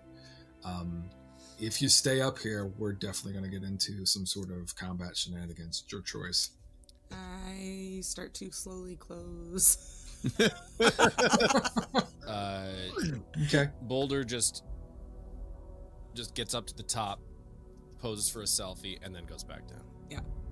You get the shot Nice. with the view, and then... Gotta do it Down for you the go. clout. Yeah. For the cloud. Okay. Okay. I like that you say Boulder's I guess not we a are gym heading bro, to but basement. Boulder is 100% a gym bro. Don't lie. Boulder is the most Jimmiest bro that ever broed.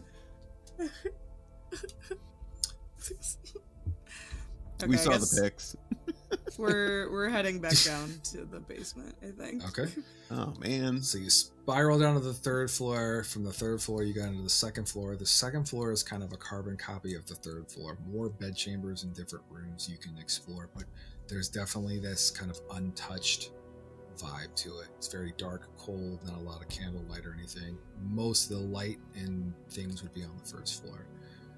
But as you get down, if you choose to go down before investigating the second, you can definitely see you're gonna have to deal with this kind of ichor. As we're just like walking, Vanessa's gonna look to everyone and be like, after we fix tower, we should move into tower.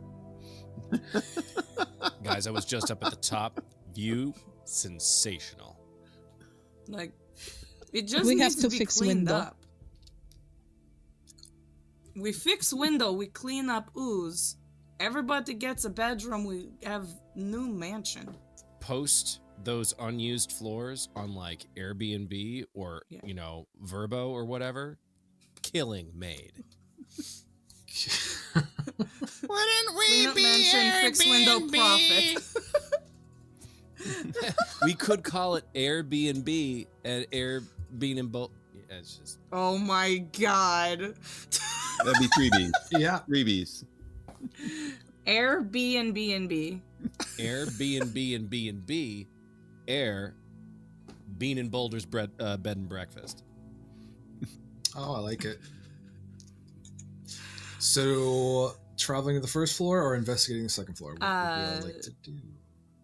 That's up to you guys. Yeah, I think we just we're just- destined for the Here's a ichor. question. Yeah. This will answer it. Yeah. Is there, you mentioned earlier that this has a symbiotic type of relationship, which means it can think, and there is some type of psychic energy.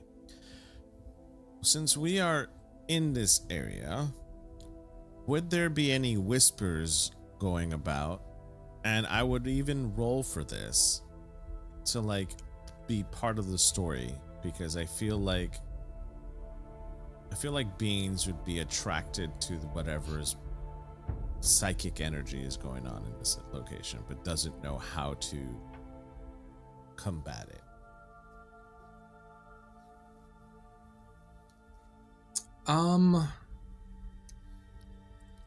That's a great question. As far as like trying to hear any type of whispers or anything that would lead you to that belief is what you're going for. Let's do, how about like an insight check? That is, I am an expert on that. An insight vibe. Insight check on the black ooze, please. That will be a dirty 20. So I would say that you experiment with it a little bit, or have along the way, and you can definitely feel that it feels at first intellectual, but the more you kind of tinker with it, it's more of like a hive-ish mind kind of vibe. You definitely know it doesn't like radiant energy or holy stuff. But it's not like hyper intellectual for sure.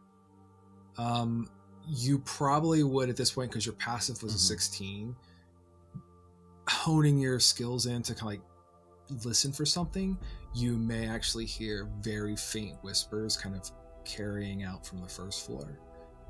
They are, what languages do you I speak? speak Celestial and Draconic. They are Draconic. What the fuck are they saying?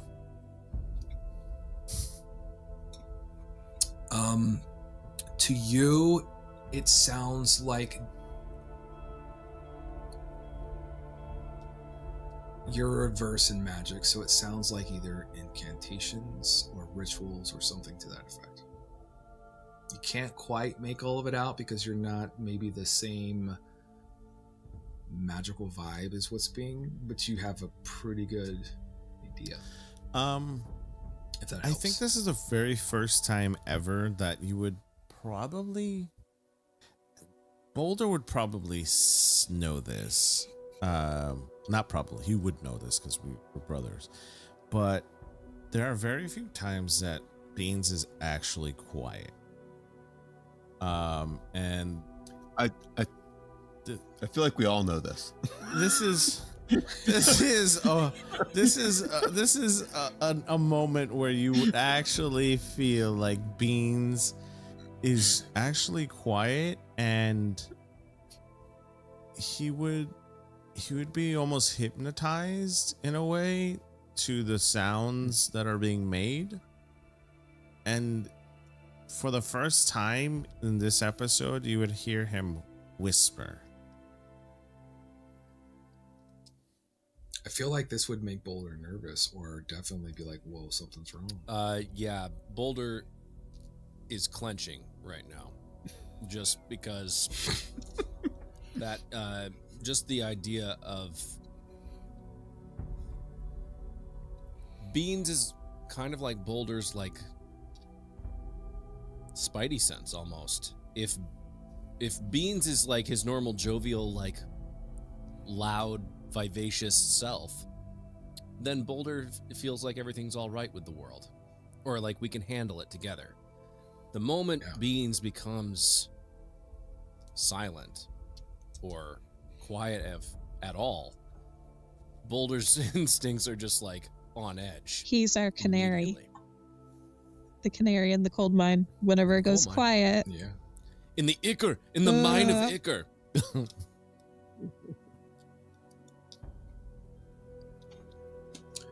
As this moment is had, there is this kind of echoing clap that starts to grow louder, a little faster, emanating from the first floor. Boulder's just like, hey, shut up, whoever is clapping. We're trying to think through something right now. guys, I think maybe wizard not dead, wizard eaten by Oos, and wizard Oos 3P clap. Why That was wizard all do wizard clap? do weird experiment shit and become one with Oos. I think again, Mm. Beans would turn to Morgan and ask, in a very much a whisper, "Do you speak Draconic?" No, I do not. Are you hearing something in Draconic? I don't know. All of the light will instantly just go out. So anybody who doesn't have dark vision, it's very dark in there. Just simultaneously, all the light, the candles, snuffed And out. we're still in the stairwell, right? But at the bottom of the stairwell. I would assume so. Accountability system. I just whoever was closest to me, I put my hand on their So shoulder. who actually has 120 dark feet. vision? I don't think I do. Hold on. 60 I feet. need to look. I don't think fairies do. I think it's only the two of us, Morgan. Yeah. Oh no, we're fucked. Nope. Don't got it. Do you have This is like the light first time I cantrip? played a race And that doesn't I have did dark not prepare any vision. light What's up here? spells. I have Oh, light no. spells, That's though. fun. Oh no! I do have light That's fun spells. for us. Before you. I do have so. candle. You have if you have a candle, then I can I light think the I have candle. a candle. I have a torch. Yeah, I have a torch. Yeah. Okay. So I can light. Who the uses torch. a torch in D&D? I can. This is the first time I'm using a fucking torch. I can actually light the torch. That's what I'm saying. We've used the rope. Yeah. We've used the torch. We've used... It's time Hey, to grow up now and have get dark some vision ball like an bearings. adult. Yeah, I don't. Yeah, I ball don't bearings. have We've got Ball Cool. bearings, I use They're it like 10-foot every poles. campaign. They are my favorite. You do. Ball bearings, 10-foot poles. So- Next, that's Torches are lit. We're lighting Yeah. torches. Poof. Okay, there's light. You got 20 feet of bright, Great. 20 feet of dim. I guess we continue walking if we can. As the torches are lit and you have vision return to you, you're going to notice that the kind of ichor has kind of almost shaped itself into like a pouncing Oh, position good. oh nice. on everybody who didn't have like dark vision. Those of you who had dark vision may have been like a little distracted at the time. Light the trying to torches! solve Light the problem. torches! And then when they light, it all kind of recoils quickly back, Oh, Okay. hey, kind hey, of getting away. I think I can help with Yeah. this. Okay. I cast Fairy Fire on every single one of our party members. Ooh. That's an inspiration, but you got one. love that. Because not only can we see each other, we're all sort of like glowing this lovely little rainbow color. Anybody who has Yep. who does not have dark vision is able to see for like 10 feet in any direction. That's great. Amazing. When we start fighting, we It's should only drop advantage that. for all the creatures trying to hit us, but no big deal. Well, here's something I was going to ask. A little bit of column A, a little bit of Maybe column- we can Yeah. retcon this, and I can go into starry form, and I radiate. That's a good one too. I Oh, I didn't even radiate. think of that. Radiant. What is it? You have a radiant aura? Yeah, I have a radiant aura, and I can see have a 10 light. feet in front of us Yeah. and 10 feet behind us, and Okay. it also protects us because I'm basically We just have to stay grouped up. yeah. Then. Okay, so we're retconning The fairy Yeah, fire. because that would take away the advantage of us getting hit, and I would go into starry form. Okay. Okay.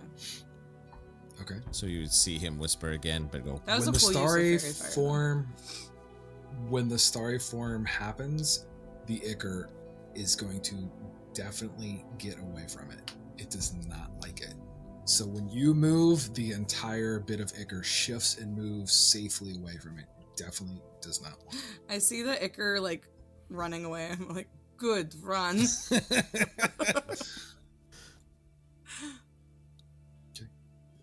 So you're on the first floor. Yes. Correct. Yep. Yes, Everybody's yes, good with yes. that? Heading towards that Okay, let me see basement. if I can. So when you step into the first floor, there's a large chandelier that's hung that was once lit with candles, but it's been quenched. You can see that there's like a large stone pillar, kind of like a partition there that separates the main entryway from another room that is here, which basically there's a walkway. You can walk right into this room. The clapping you heard is continuing to come from this particular area in this room. Do we want to investigate the clapping first or other area first? Clapping is kind of Can we annoying. light the chandelier? Okay, we go take Like, care of I think you clapping. don't clap if you are concerned, and that makes me think it underestimates us. We go kill it, and then we can do more. My Maybe it dudes, doesn't there's even nothing matter. more annoying than a slow clap. Oh my god. Question for the DM: can we light this chandelier? Yep. Mm, It's up pretty high, We can fly. but there's yeah. if you wanted to try to light it, So you can. my question here then is, could I use fairy fire to light the chandelier? If you'd like to use No, fairy it fire on doesn't. the chandelier. Yeah, it has to target a creature. We could If you have- just if you have- grab one of the Correct. If you have- torches and go. Produce flame, you could do it. Yeah. I hand You can- I hand Beans one of the torches if they want to go. I don't know if I want to do that, Okay, don't do it. because if I leave you, I'll go I do only it. This is high up. If I leave the group, you guys have no protection. But I go Morgan get can Hand do it to And Morgan. she'll take it in her claws and fly up and just kind of do a loop-de-loop and try to light them all. Amazing. Sure, yeah, absolutely. They will all, one after the other, they all catch and light will be restored. Nice. The clapping will stop. Wait, it stopped when we lit the chandelier? Mm-hmm. Dun, dun, dun, dun. It's a clap on, clap off. The reverse clap on, clap off. That's fucking hilarious. Okay, what do we see now that the light's on? Let's reveal what you can see. So you will see, kind of peeking in or at this partition, it appears to be some sort of like a den or a reading room or something. There's three large stained glass windows, some once opulent looking kind of purple velveted furniture, like two settees that are near a fireplace that was once lit. There's a large kind of armchair, well designed, all elvish design, that sits there, and you will see standing up from the armchair the backside of a figure. Guys, we know Wearing this kind of- place is awesome because the word settee was used. Yeah. Uh, That adds $100,000 And to the that price is the of extent of property. my vocabulary. history. Does anyone have good history check to see like what type of elvish is on here? I speak Elvish. I speak Elvish That and Sylvan. seems useful. I would say that this appears to be a ladrin. Oh. We know it, Ladrin. The figure history that's check. standing up, or are they moving? Correct. Are they covered in ooze? What can we discern about them? That's a great question. They haven't moved as of yet. There is a significant amount of the ichor inside of the room, you can see that the kind of let me find the description of this person. I also use Druidcraft to light the fireplace. I'll allow that for sure. They're wearing kind of like a crushed blue velvet robe, and there is kind of tiny veins of this ichor that are kind of worked into the motif. The clothing and the apparel seems to be of nobility or high elf standing, best you could discern. Very lean in stature, you can tell that. Very kind of short, golden blonde hair, almost like spiky, if you will, as the figure stands there. Are we okay with kicking this off? Like Onis is like looking at everyone like Sure. we're looking for like a go ahead. Let's go ahead. Okay, I'm gonna point at the guy and be like, "Wizard guy, why you poison all the fish?" Oh, you're okay. You asked. Yeah, no, I'm just walking to the room like, "Asshole, why'd you do this?" So he turns and looks to you. Turns and looks to you. He has very pale skin. His eyes are black. Oh, that's beautiful. All black, That's wonderful. completely black. Mm. When he Choice. talks, everything reverberates almost like it's coming from every direction from all of the Thanks, I ichor. hate It's it. wonderful. Very cool. I Yeah, love the just liking him acoustics. already. He's gonna say, "Come find out," and it kind of echoes ominously. Sephiroth. So let's go ahead and roll an initiative. Yay! Yay! Shit, I gotta Well, roll that that did again. not turn out well for me. That is Fuck. 18. This is a bad sign. Yeah, not good. Dirty 20. Oh, wait a second. This is a bad sign. Do I have advantage on initiative? From what? I don't think so. Not from No, Fairy. I do not. Nope. I have a nat 20, which is not It's good. like a swashbuckler thing. Means I'm gonna roll shitty. That's the All right, so I figured to step to here. I got a dirty 20. I got a nat 20. I got a 2. Yes, buddy. Oh, DM, Well. I got a 21 on my history check. Was I able to glean anything from that? From Looking at the Eladrin writing The- and the different stuff that was all over the room. so that's yes, thank you. That was very interesting. So everything in design is Eladrin, and then when you start looking at different, like there may be some different writings or scripts, they're draconic. You take you're starting to look. So like the furniture and everything you see in here appears to be like elven design or elvish design, but like if you start looking kind of a little bit deeper, like some of the things you're beginning to notice either draconic influence or draconic symbols or things like that are inside this room. That's wonderful. If that makes sense. My dude, you're seriously bringing your property value down substantially. All right, Mike, what was yours? Michael, what was your? Banff got a 2. He took a really long drag on his cigarette, and he's not Coffin. Smoker's Little cough. Yeah. I rolled a natural Morgan, one what'd for you have? 2. I'm really distracted by how pretty and black and deep his eyes are. I'm just like really focused in on that. And then he said, "Come and find out." And I was just like, "Oh," and my feathers are all puffed up. Morgan's like, having damn, there we go. an enemies to lovers arc right now. Nat 1 here as well. So it's pretty. All right, Onisa, what'd you Dirty have? 20. Nice. And Nat Beans. 20 plus 3, which is 23. Beautiful. I'm so mad. Why? No, this is gonna... You don't like going first? No, it's the Older- good older, roll. What did you have? Did you know? have 16? I I rolled an 11. really good tonight, though. Oh, I see it. Oh, got it.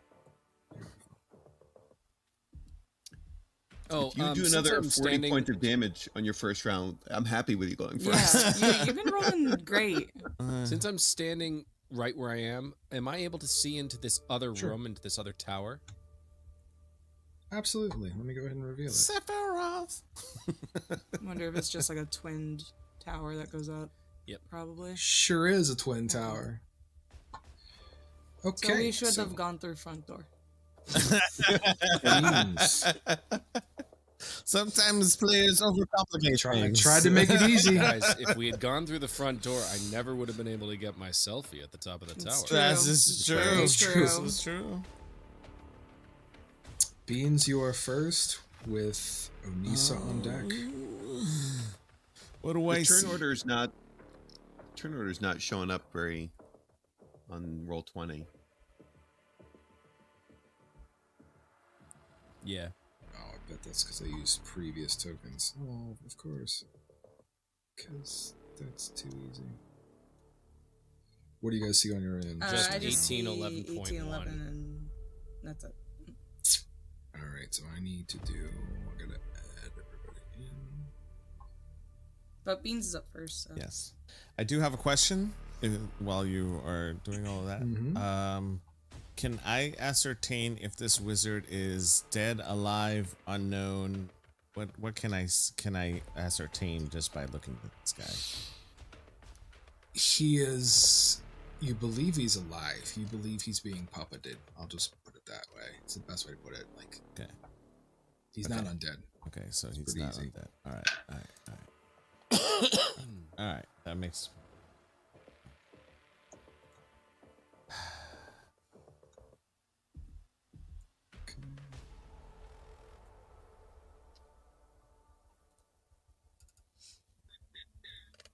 What the hell did I just do? I don't know. What'd you just do? Why? Damn it. How do I get rid of that? What did you get rid of? What? This character thing. Wait, did you put that on the map? I didn't mean to. Don't give the DM another bad guy. What are you doing? No, right? Seriously. Pretty dope name, though. Laglojiv Ebib. Fuck. No, get the fuck out of here. Our ranger friend just shows up in a cloak. That'd be hilarious. Right. I finally swam over. It took a while. Is everybody in the order now? Looks Yep. like I got everybody. Let's try that again. There we go. Okay. Yeah. All right. So, Beans, you were up first. Shit. And this guy's got black eyes. He's got black veins coming up. Has he spoken anything? Has he said anything? He said, "Come find out," and it basically sounded very ominous as it reverberated and echoed deeply. No. So you heard his voice, and then, Beans doesn't Sounds like like that. an asshole. Beans does not like that at all. And Beans is going to, in his starry form that he's already in, he's going to go ahead and cast Guiding Bolt. And he's gonna go for it. He's gonna go for second level. And he's gonna cast Guiding Bolt. Let's see if of course, yes, that's okay. Okay, that's a dirty 20. Okay, I was like, wait a second, what? Dirty 20. Does that hit? a dirty 20 does hit. Okay, so it's 1, 2, 3, 4, 5. 5d6, and that is 6, 5, 5, 3, and 2. 6, 5, 5, 3, and 2. What's that? 6, 5, 5, 10, 16, 16, 21. 19, 21. 21. 21 points of radiant damage, and I'm gonna roll again for the extra bonus. So your second shot would have advantage then. Oh, that's true. Okay. So that's 18 for the first roll. natural 1 for the second roll.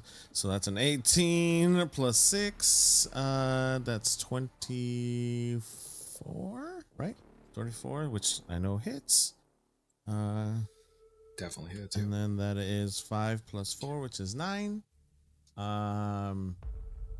So that hits. And then I'm going to do a bonus action of Shield of Faith. And I'm going to cast it on, and that's a level 1 spell, and I'm going to cast it on Onissa. Not to be a party pooper, but if you used your bonus action Son of a for your bitch, that's starry right. form, You're good. You're good. I forgot. Yep.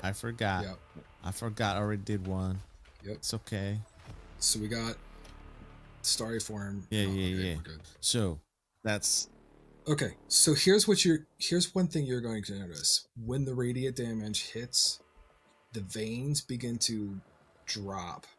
You begin to see almost like there's a change in his expression as the eyes begin to get like less cloudy or black, and it starts to pour out of his eyes. But then they retract it a little bit. You can see that there's a conflict of damage, as if something is resistant to it. I'll just put it that way. Where it's effective, you did your damage, but it seems to be resistant or resisting the radiant damage you just dealt. interesting. And so he's going to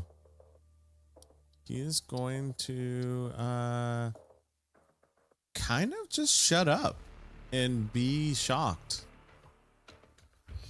I think Beans is kind of shocked on what's going on. He's not really understanding the full capacity of what's going on. Okay. That'll bring us to Onissa. Question. In this little hallway leading up to Creepy Mofo, Yep. there looks like on the map that there's like a bunch of torches. Is that like a standing thing with a bunch of candles in it or something? These are candelabras. Yeah, there's a set of candelabras on each side. Great. Braziers. In here, in this little tiny... I'm going to grab one and go to fucking hit him with the fire. Okay. If you want to let me know what on earth that would be for day. So here's... you're going to grab the kind of row of candelabra there to swing and hit. We can treat it as an improvised weapon. It would probably do this particular thing with the fire and everything, probably do like a D8 worth of damage to them. But you are going to need to make either an acrobatics or an athletics for the ichor that's in this room. That's fine. Because it is everywhere. I'm going to rage, which gives me advantage on athletics checks. Okay. Yes. Okay. 19 plus 4, so 23 for the athletics check. As Absolutely. I run across this floor, grab the fucking candelabra and swing it at the dude. I like it. I guess I will. I'm just gonna roll my great axe, and then I'll do different damage. Because it's like a plus 4. Sure, we can go with that.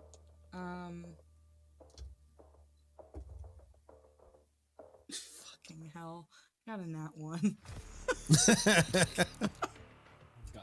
Why does this keep happening? So cool in my head. when you go to swing at him, you actually are going to collide with the chair, and you just take the chair all the way out. All right, I fucked up that chair. You know what? That's a win. That's wonderful. it didn't go with the room. Does anything catch fire? I'm gonna say with a 1, no, nothing catches fire. Why after rolling a nat 1 would you ask that? I know, right? Do I catch fire? This girl is on fire.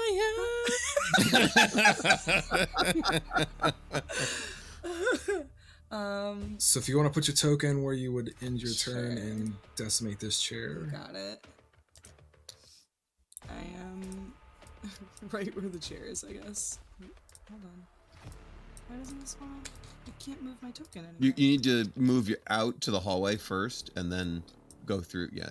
Oh, okay. I just completely take the chair out in front of me and walk up.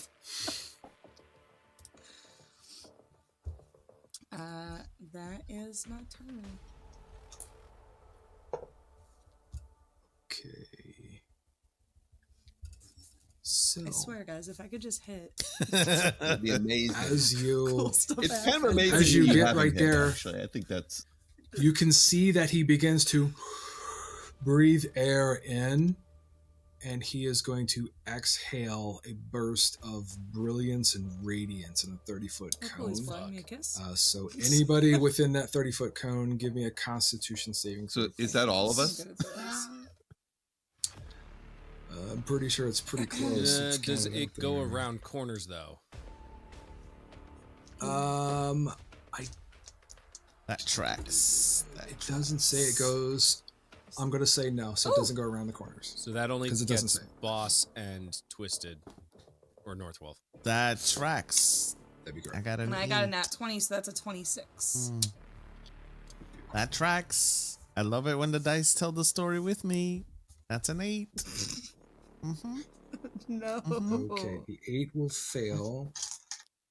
Ooh, that The- sounds like a lot of dice.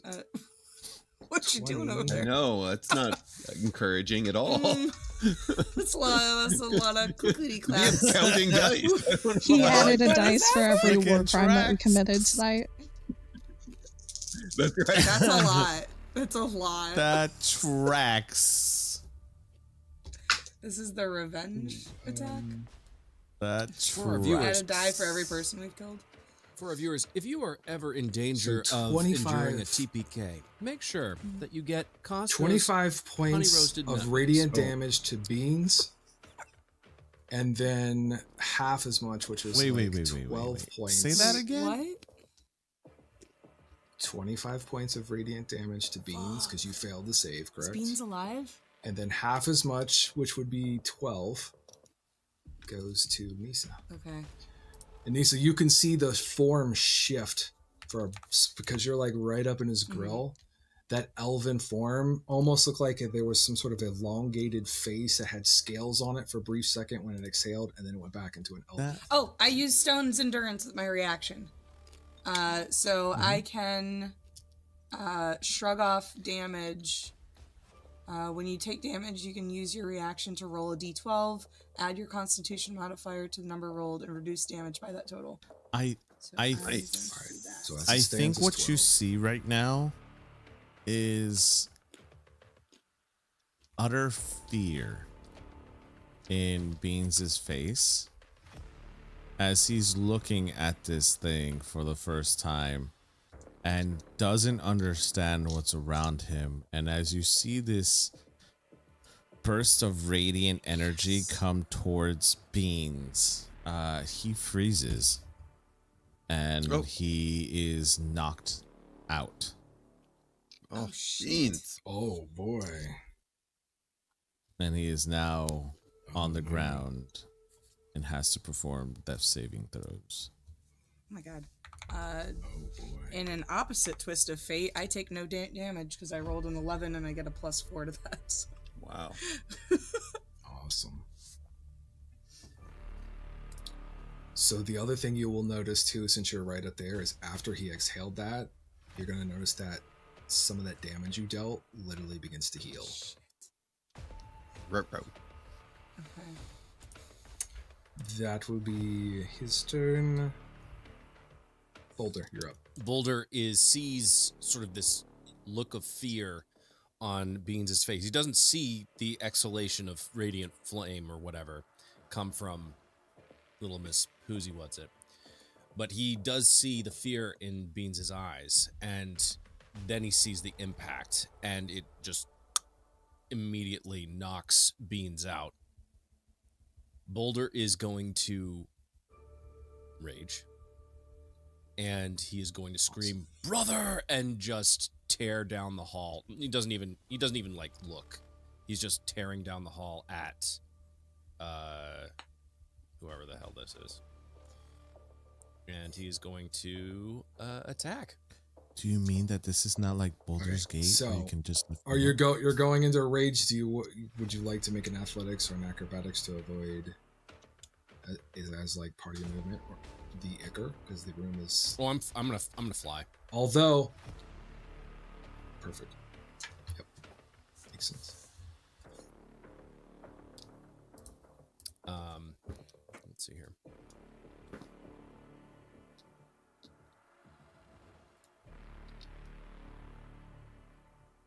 Boy, it's really. Oh quiet. yeah. I know, right?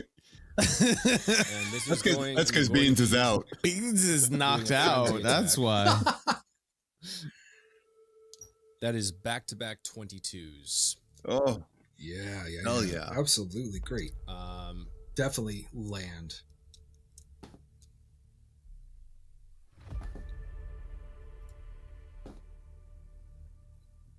Nine on the first attack. 10 on the second attack. So 19 points of damage. nice. Can I retcon something real quick? I think Let's hear with it. Beans, you see the fear, but he turns to his brother and he holds out his hand, trying to prevent him from getting hit. So like kind of like he sees him from turning the corner and he just passes out, and then Boulder comes in. I like it. I like it a lot. Okay, so carving into the Eladrin elf, you can definitely see that, you know, you are dealing the damage as the Icker attempts to try to like move over and around it. Anything else you'd like to do, Boulder? So I've attacked twice. I can't cast Fairy Fire on this guy right now. No, because it's an action. So no. That's that will complete my turn. His chair though is smashed to shit though, right? Like it's garbage. Yes, absolutely. I see the chair that Onissa has absolutely obliterated, and I just like, good job. That chair bothered me. All right, It's Morgan, crushed you're velvet. up. Before I Bullshit. do my turn, I do have a question about how we're doing spells. So are we doing it the way where if you Sure. cast a leveled spell, then you have to do a cantrip? Or are we stacking leveled spells? Just to clarify.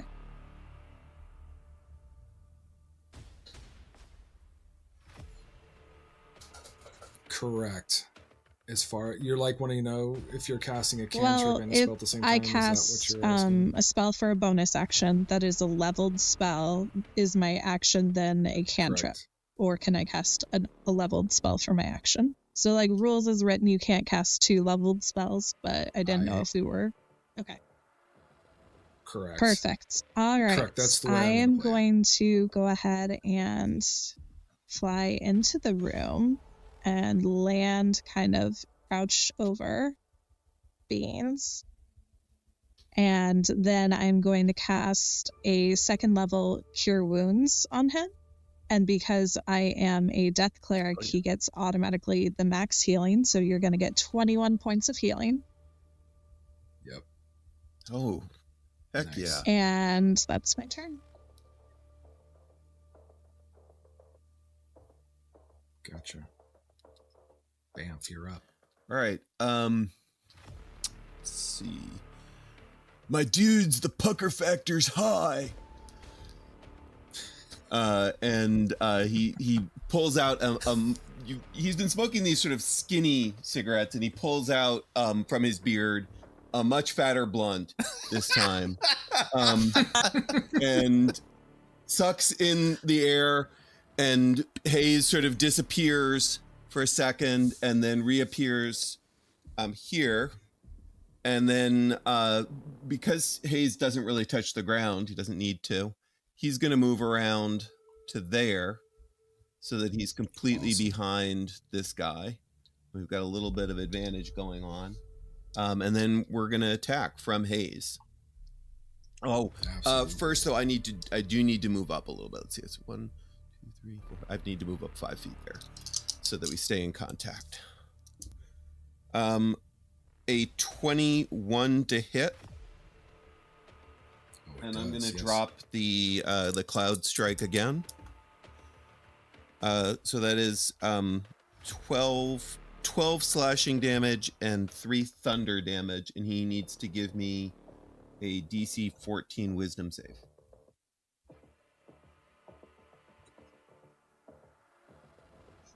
All right. So Yep. 14. He has more than that. He rolled 16 and got a +2. And then I'm going to attack again. And I'm going to try the Cloud Strike again, I think. Well, let's see if I hit first. I do roll a 20 this time. I'm going to do the cloud. I think I can do the... It doesn't say... there's no limitation to the Cloud Strike, so I'm going to do it again. Right. This time I roll... an 8. So that's 14 damage, slashing, and 2 more, and he has to do the Wisdom save again. Okay. He will pass that one just barely. All right. Well, he can still see Hayes, but it's just Hayes, not me. So here's what happens after he takes 7 of those points. You're going to notice that his body kind of contorts and he kind of hunches over as these massive wings explode from his shoulders. And he begins to, his arms, he hunches over and everything begins to change. I need everybody that's around or adjacent to give me a dexterity saving throw,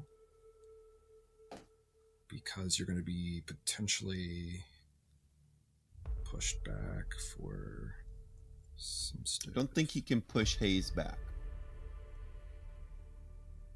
Fair. For a dex saving throw, I got 21. Okay, so I have advantage on dex against effects that I can see while not blinded, deafened, or incapacitated. I got an at 20. Awesome. Dang. Awesome. So you guys can just slide your characters back 5 feet. Basically, what I was trying to do is more or less for the ichor around you. As you see, kind of bursting out of that kind of the Ladrin elven form, is a very youthful-looking crystal dragon who has taken some damage, obviously, because he was in a polymorph state, if you will. Does not look happy, but he does. You can see all the, like, underneath the scales, you're beginning to see a lot of that kind of ichor that's kind of like manipulating or puppeting him. Dude, you're totally a dragon.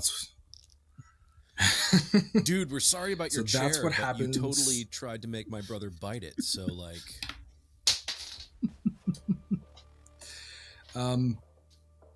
that'll bring us to Beans, who's got some health and he's back up. I think at this moment you see Beans get healed and you hear just like a gasp of air enter his lungs, and he would look over to Morgan completely in fear. Just 100% fear is across his face, and he looks at you, and you would hear him whisper, "I don't know if I can do this." Our brother is in that room. Get up. And at that moment, he would look to see where his brother was, and you would see him sprite up and see that he's in danger.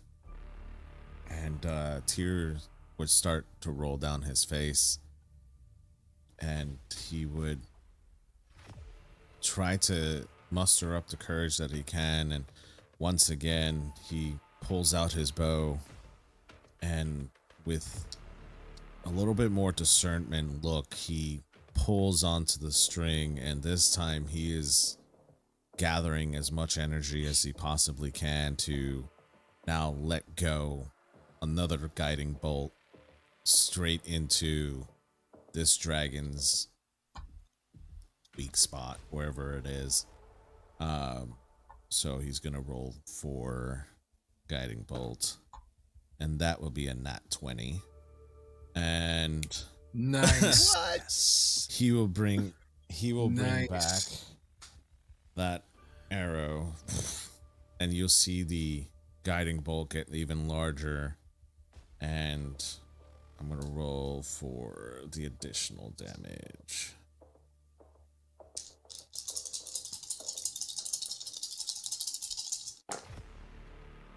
That's 6, 5, 5, 4, 2. Is that 6, 5, 5, 4, 2? That's 20? 22. 2? Yeah, 22. 22. So 22 plus 30. We're not doing starry form. He sees his brother is in danger, and he's going to cast shield on his brother. Shield of faith. Nice. Much appreciated. So that was a total of 52 points of 52 damage. points of correct? damage. It's 30 plus. Okay, so when So you much cast for this, level 3. it was absolutely amazing. That's why the Star Druid is so broken. Unfortunately, So broken. unfortunately, it seems to almost absorb some of that radiant energy, as it is a creature of radiance itself.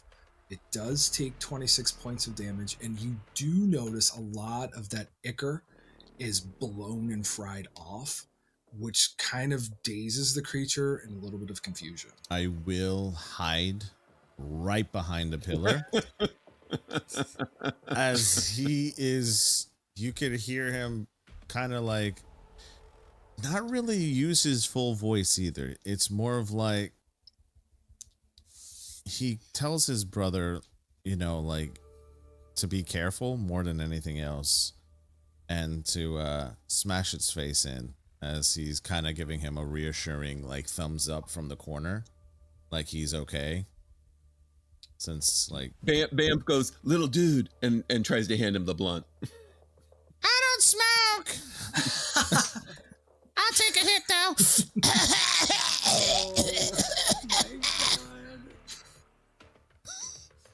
I'm not doing that again. It's really strong. Okay.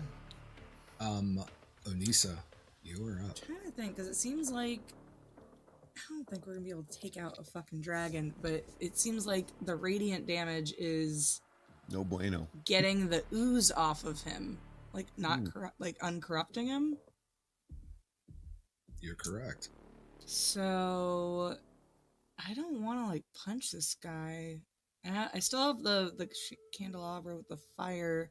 I don't know that setting him on fire is gonna fucking do anything. Is there like a blanket? Well, the candles are extinguished. Okay, You have okay. the candles That's on. fine. Is there like a blanket or anything on one of these couches? There's drapes hanging in. I'm kind of gonna, the window, like stained glass windows. Like, try and rip off the drapes and grapple him. Like, I don't have radiant or anything. I can't really help with like decursing a fucking crystal dragon, but I can at least like wrap him up so it's easier for everybody else. Sure. Sure. Yeah. Okay. I'm totally cool with that. Let's do a grapple check. So it'd be contested essentially athletics. oppose. I'm gonna give you advantage because you're gonna use the drapes. How Great. about that? Love that for me. That's gonna be 16 plus 4. Dirty 20. So tell us how you restrain or grapple this dragon with the Okay, it's like drapes. kind of like Seen a that for a weird while. giant Sonic the Hedgehog moment of Onissa like ripping these drapes down and running around him like as fast as Yeah, he can. I love it. So like Empire Strikes Back, the Yep. ATV rocker, yeah. Just wraps him I up, love and it. then I'm like holding, like bear hugging him from behind, and just like, just holding him out like in front of Boulder. Yeah. Like, I don't know what to do with this. He is grappled. He is grappled. For sure. It will be his turn. Sure. Unless you got anything else, I don't want to cut you short. I don't Anything else you can do? Nah, I don't got anything else that's gonna be useful right now. I don't want to punch him. Okay. All right. It is going to roll to see if it gets its breath back first. That's kind At least maybe It does not. I can like try and direct him if he breathes again. So he does not get his breath weapon back. Thank God. He is going to try to like come from behind to get you. I'm going to give it a disadvantage on the attack. He has a 10-foot reach. Okay. But definitely trying to attack from behind. Yeah, go for it. Let's see what he can do. So here's how we're going to play this. Okay. He rolled. So because he rolled a 1, I will let you use your reaction to do a free attack on the head or if something creative if you'd like. We know that like fire made it rescind, right? The Sacred Flame and radiant damage. Sacred Flame did. So I not would say regular because you fire had the then. torches. Because you had the torches out originally, I would say like when you remember when the torches were lit and all the things kind of started coming up, you would have noticed that they didn't like fire either. Okay, then I'm actually like kind of like if I'm bear hugging him from behind, like where we are right now, I'm basically flipping him over my body to put him near the candelabras that I didn't pick up, just to have him near fire, so maybe the stuff stays away more. So I'm just putting him near heat to like try and. That's fair. Like. So you just kind of reposition him towards the heat. Yeah. Sure. I like that. That sounds cool. Let's go with that. Okay, so like we basically like bait and switch, kind of like switch spots. Perfect. I like it. Double checking. He does have. I think that's all I'm going to do with this one at that point. I'm going to move it on to Boulder because he's grappled and all this amazing stuff.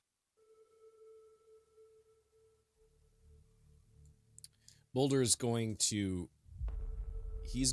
see the massive radiant bolt come like right over his head and impact the dragon, and he sort of like, you can sort of see him just sort of a look of calm come over his face because he knows that means his brother's back up, and he sort of very briefly looks behind him, confirms it, and then he just is going to go in for a second attack against.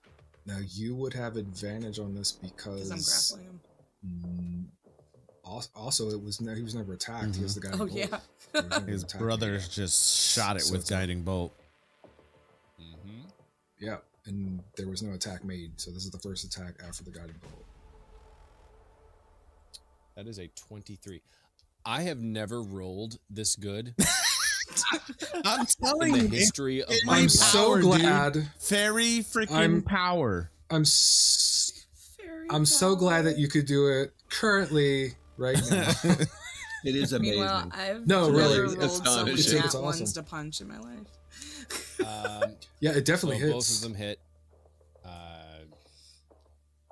It's the brotherly love. No other explanation. Truly.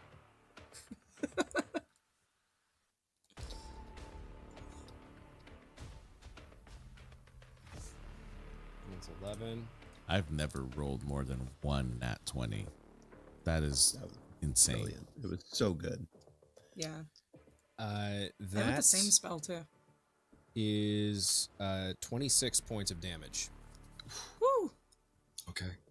So as you land that final strike with such authority and focus, you hit the creature, and the creature begins to like take pause for a second as it begins to kind of retch.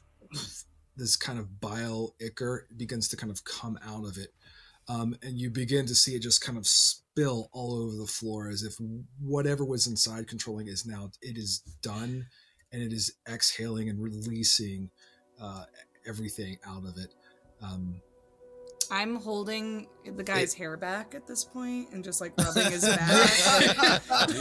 Right? Hey, you have bad. Wipe his mouth with the yeah. Like food poisoning is a real thing. So like, So after it seemingly exhales all this kind of ichor or whatever, you quickly begin to notice the remaining ichor is making haste to evacuate. It is trying to find cracks, crevices to go away. This dragon is literally reduced down to a state of unconsciousness, if you will. So that's going to conclude what I've got. What else do you guys want to do? I'm just yelling to everybody, like pointing at the ooze, like burn it, burn it. Just beak open. Sure, yeah. Spray it at everywhere. Absolutely. Sacred flame.